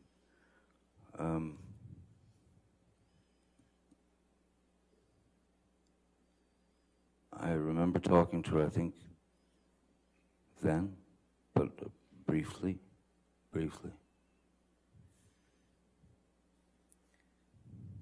What did you like about Miss Heard when you first started your romantic relationship? She seemed to be the she seemed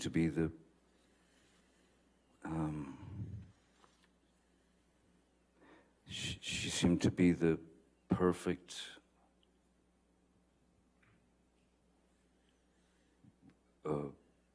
partner in a sense in my head and for me, because she, as I said, she seemed to be very knowledgeable about old obscure blues music that I listened to and really liked. She was literate. She was sweet, funny, nice, all those things, you know. And she was, and from the beginning of our relationship at that time, for a good year and a half, she was wonderful, and then things just started to change, or things started to reveal themselves. That's, I think, is a better way to put it. You mentioned earlier in your testimony that Miss Heard would take off your boots when you would get home from work. What other types of behaviors did you observe in Miss Heard early in the relationship?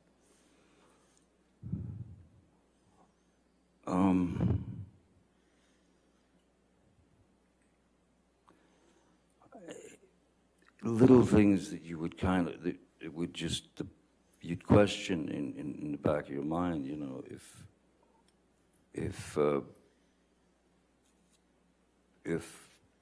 she wanted to go to bed,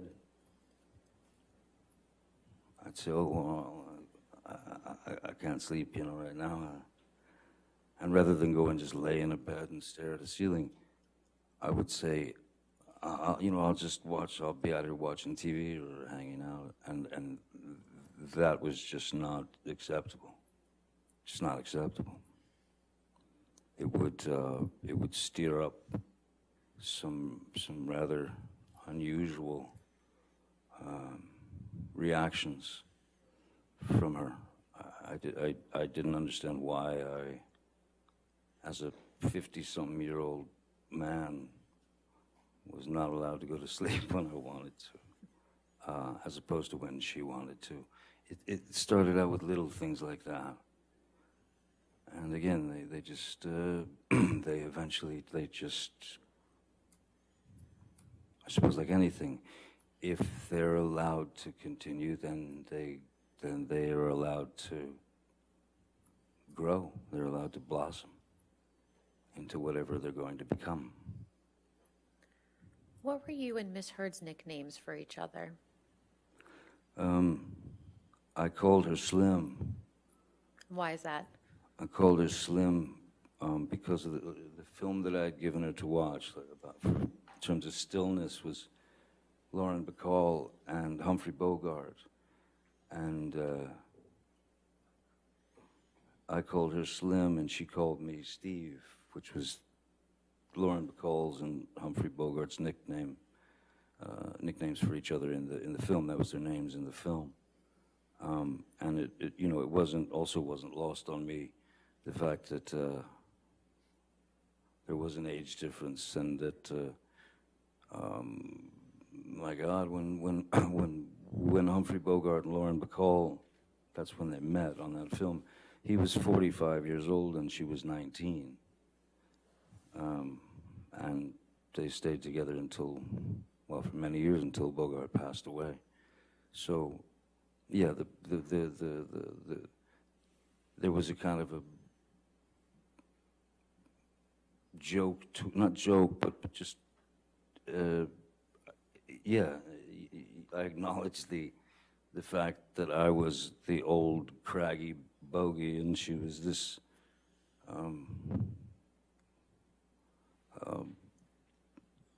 beautiful creature, just this stunning creature. When did you first meet Miss Heard's parents? I first met Miss Heard's parents when they had come out to Los Angeles, I believe, and yeah, and I feel like that I met them. I think they came to my place, to my studio, and they were two completely opposite end of the spectrum people. Paige was she was an angel. She was an angel, and I loved her very much. I loved her instantly, and we had a very good relationship. Her father, David, was the opposite end of that. He was this outrageous kind of, almost like a cartoon cowboy, And he was, the initial thought, my initial kind of definition for David would have been rascally, like a rascal, But I loved, I grew to love them both very much, as well as her sister Whitney. And yes, it felt like I had been welcomed into some sort of family. I had been accepted into this family, and those relationships stayed solid until just a bit after we'd separated.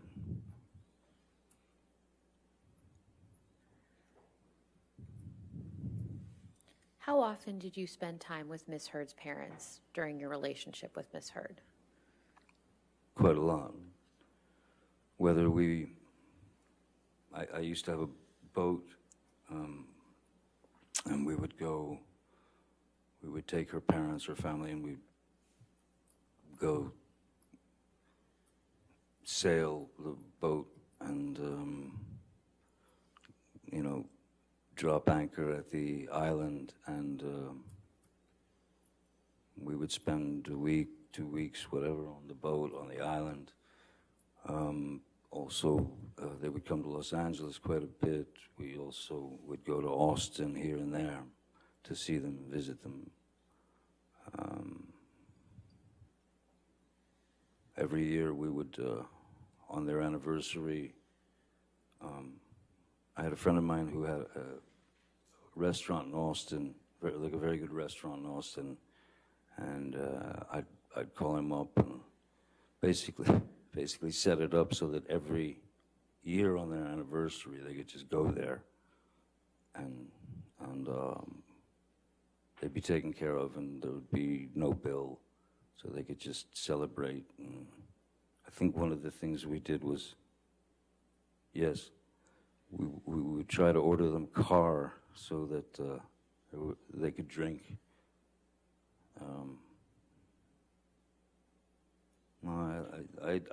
I was very fond of them, very fond of them. Now, you mentioned Miss Heard's sister, Whitney. When did you first meet Whitney? I don't remember exactly when I met Whitney the first time, but I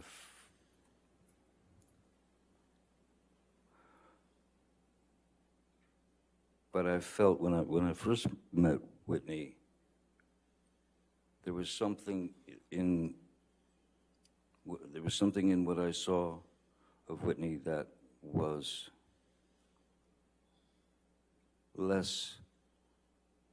much less confident than Amber, much more revealing of insecurities. Objection, Your Honor, just foundation. What he saw in Whitney. I think if you could answer the question. Okay. You want to ask the question again? That's fine. We can move on. Okay, that's fine. How would you describe your relationship with Whitney?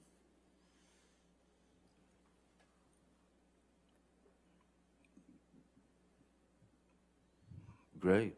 I mean, fantastic. I called her sis. I loved her, I had always felt something. I'd always felt like Whitney had missed out on something. Same objection. All right, we can move on. Okay, thank you. Where was Whitney living when you and Miss Heard first started your relationship? She was living with her then boyfriend, Sean Krajewski. Was this in the same? Where was Miss Heard living when you first started your relationship? Miss Heard had informed me that she just moved to a new place on Orange Avenue.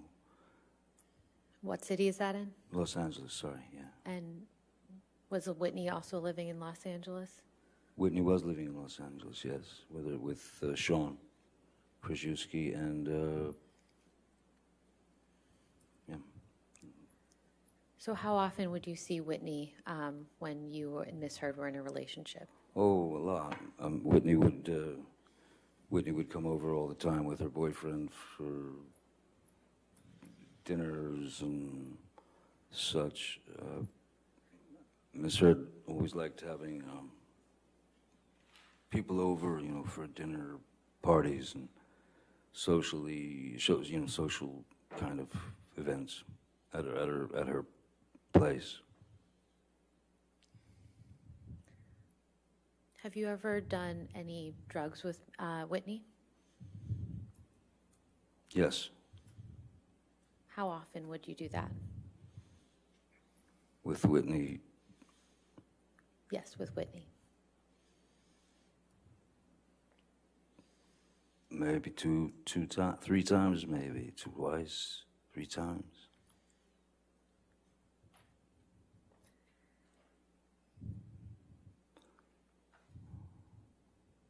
Did there come a time when Whitney moved into the penthouses that you owned at the Eastern Columbia building?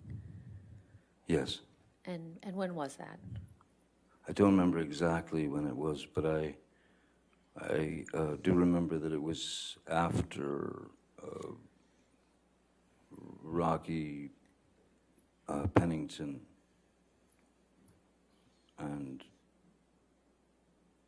yes, I believe Josh Drew was there already as well. Whitney, I can't remember why she needed a place, but she needed a place, so we gave her penthouse 4 to live in. And how long did she live there for? Oh boy, on and off for, I suppose, a couple of years.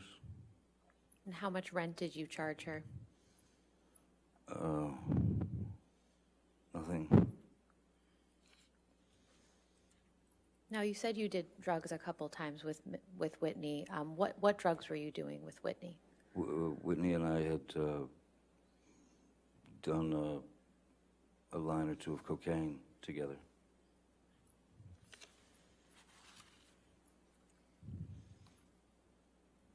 When did you start getting introduced to Miss Heard's friends after you started your relationship with her?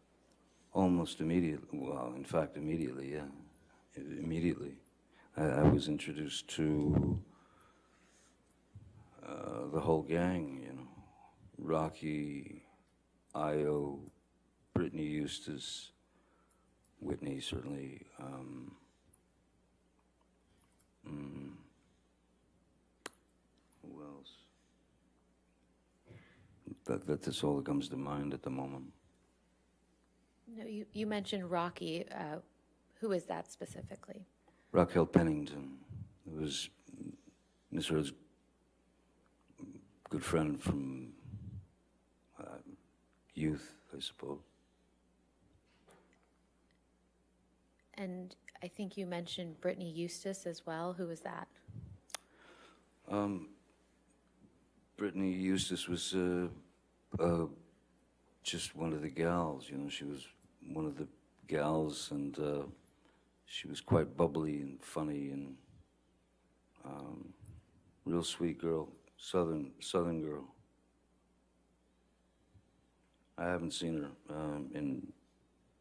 I think that something went sideways between Brittany Eustace and the girls because she suddenly just disappeared from the group. And when was that? We were probably a year and a half or maybe 2 years into the relationship, 3 years maybe. And I believe you mentioned someone named Io. Who is that?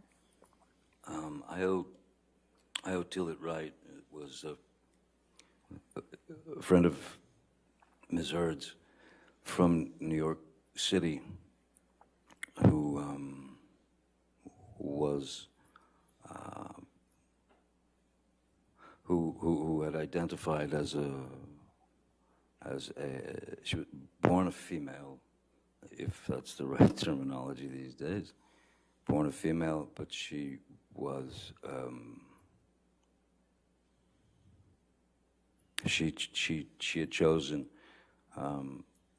she at a very young age she had decided that she was a male, and she identified as a male. And Io seemed to be, again, she was very intelligent, very literate, kind of a go-get-em kind of activist type. And she was writing a book, I remember. She was writing a book, Io, or he was writing a book, rather. And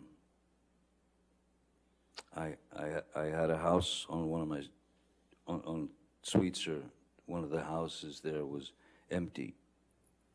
And it was in fact a house that I'd set up to write in. And when she had no place to stay or whatever. I called her over and I showed her the house, you know, where the desk was and all the things. And so I said, write your book, you know, write your book here. So she did. Did Io end up living in that house or just working there? No, Io ended up, no, she ended up living in the house for somewhere in the neighborhood of a year, I guess. Somewhere about a year. And how much rent did you charge to Io? Nothing. And did there also come a time when Rocky moved into the penthouses at the Eastern Columbia building? Rocky moved into penthouse 2. And do you recall when that was? Oh no, penthouse 1. Sorry, penthouse 1. That was not long after Ms. Heard and I started to begin to dress that place up as our residence. So it wasn't very long after that at all that Rocky came. I had already had my friend Isaac, who you've met, Isaac Baruch, the painter. I had already given him penthouse 2 to stay in and live in and paint in, because he'd just come back from Florida, and his mom had passed away, and I think he had about $3 in his pocket. So I gave him the penthouse and asked him if he had enough paint, and so he lived there. Why did Rocky move into the penthouses? Objection, foundation. I'll overrule foundation. And hearsay. The question potentially calls for hearsay. I'll overrule that for the moment. Go ahead. Go ahead, Mr. Depp. Why did, sorry, what was it again? Why did Rocky end up moving into the penthouses? She ended up moving into the penthouses.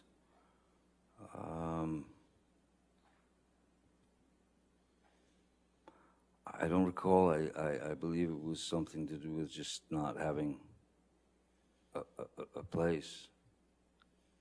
And Amber had asked if I would be okay with, you know, Rocky moving in. And I said, of course.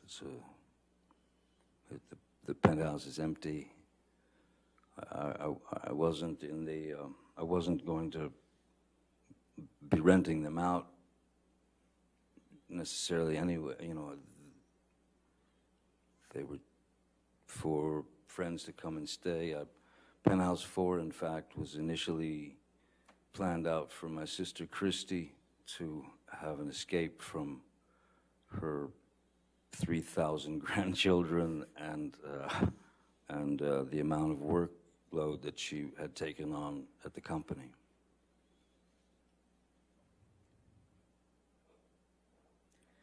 How long did Miss Pennington end up staying in the penthouses? Longer than I did. And how much rent did you charge to Miss Pennington? Nothing. Did anyone live with Miss Pennington in the penthouses? Yes, her fiance or boyfriend and fiance Josh Drew. And then at a certain point, I learned that there was another female living there. Who I wasn't sure who that was. I didn't know who that was. It was because there were 2 bedrooms, and so she had invited a friend to move in. But I met that person very briefly a while after they'd already been living there. Very good. breaking point? I think just wanna this is a make sure. good Okay, stopping point. That's fine. All right, ladies and gentlemen, it is 5 o'clock, so we'll go ahead and break for the evening. Again, do not discuss the case with anybody and don't do any outside research, okay? We'll see you in the morning at 10 a.m., all right? Thank you. You're excused for the day. Thank you.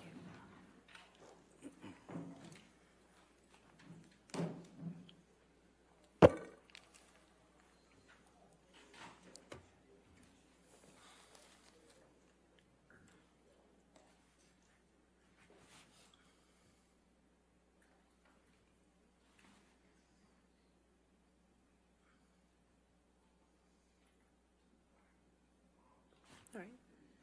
And again, sir, since you're in the middle of your testimony, do not discuss your testimony with anybody to include your attorneys this evening, okay? All right, you can stand down if you'd like. Okay, thank you. All right, is there any other matters for this evening? Sure, sure.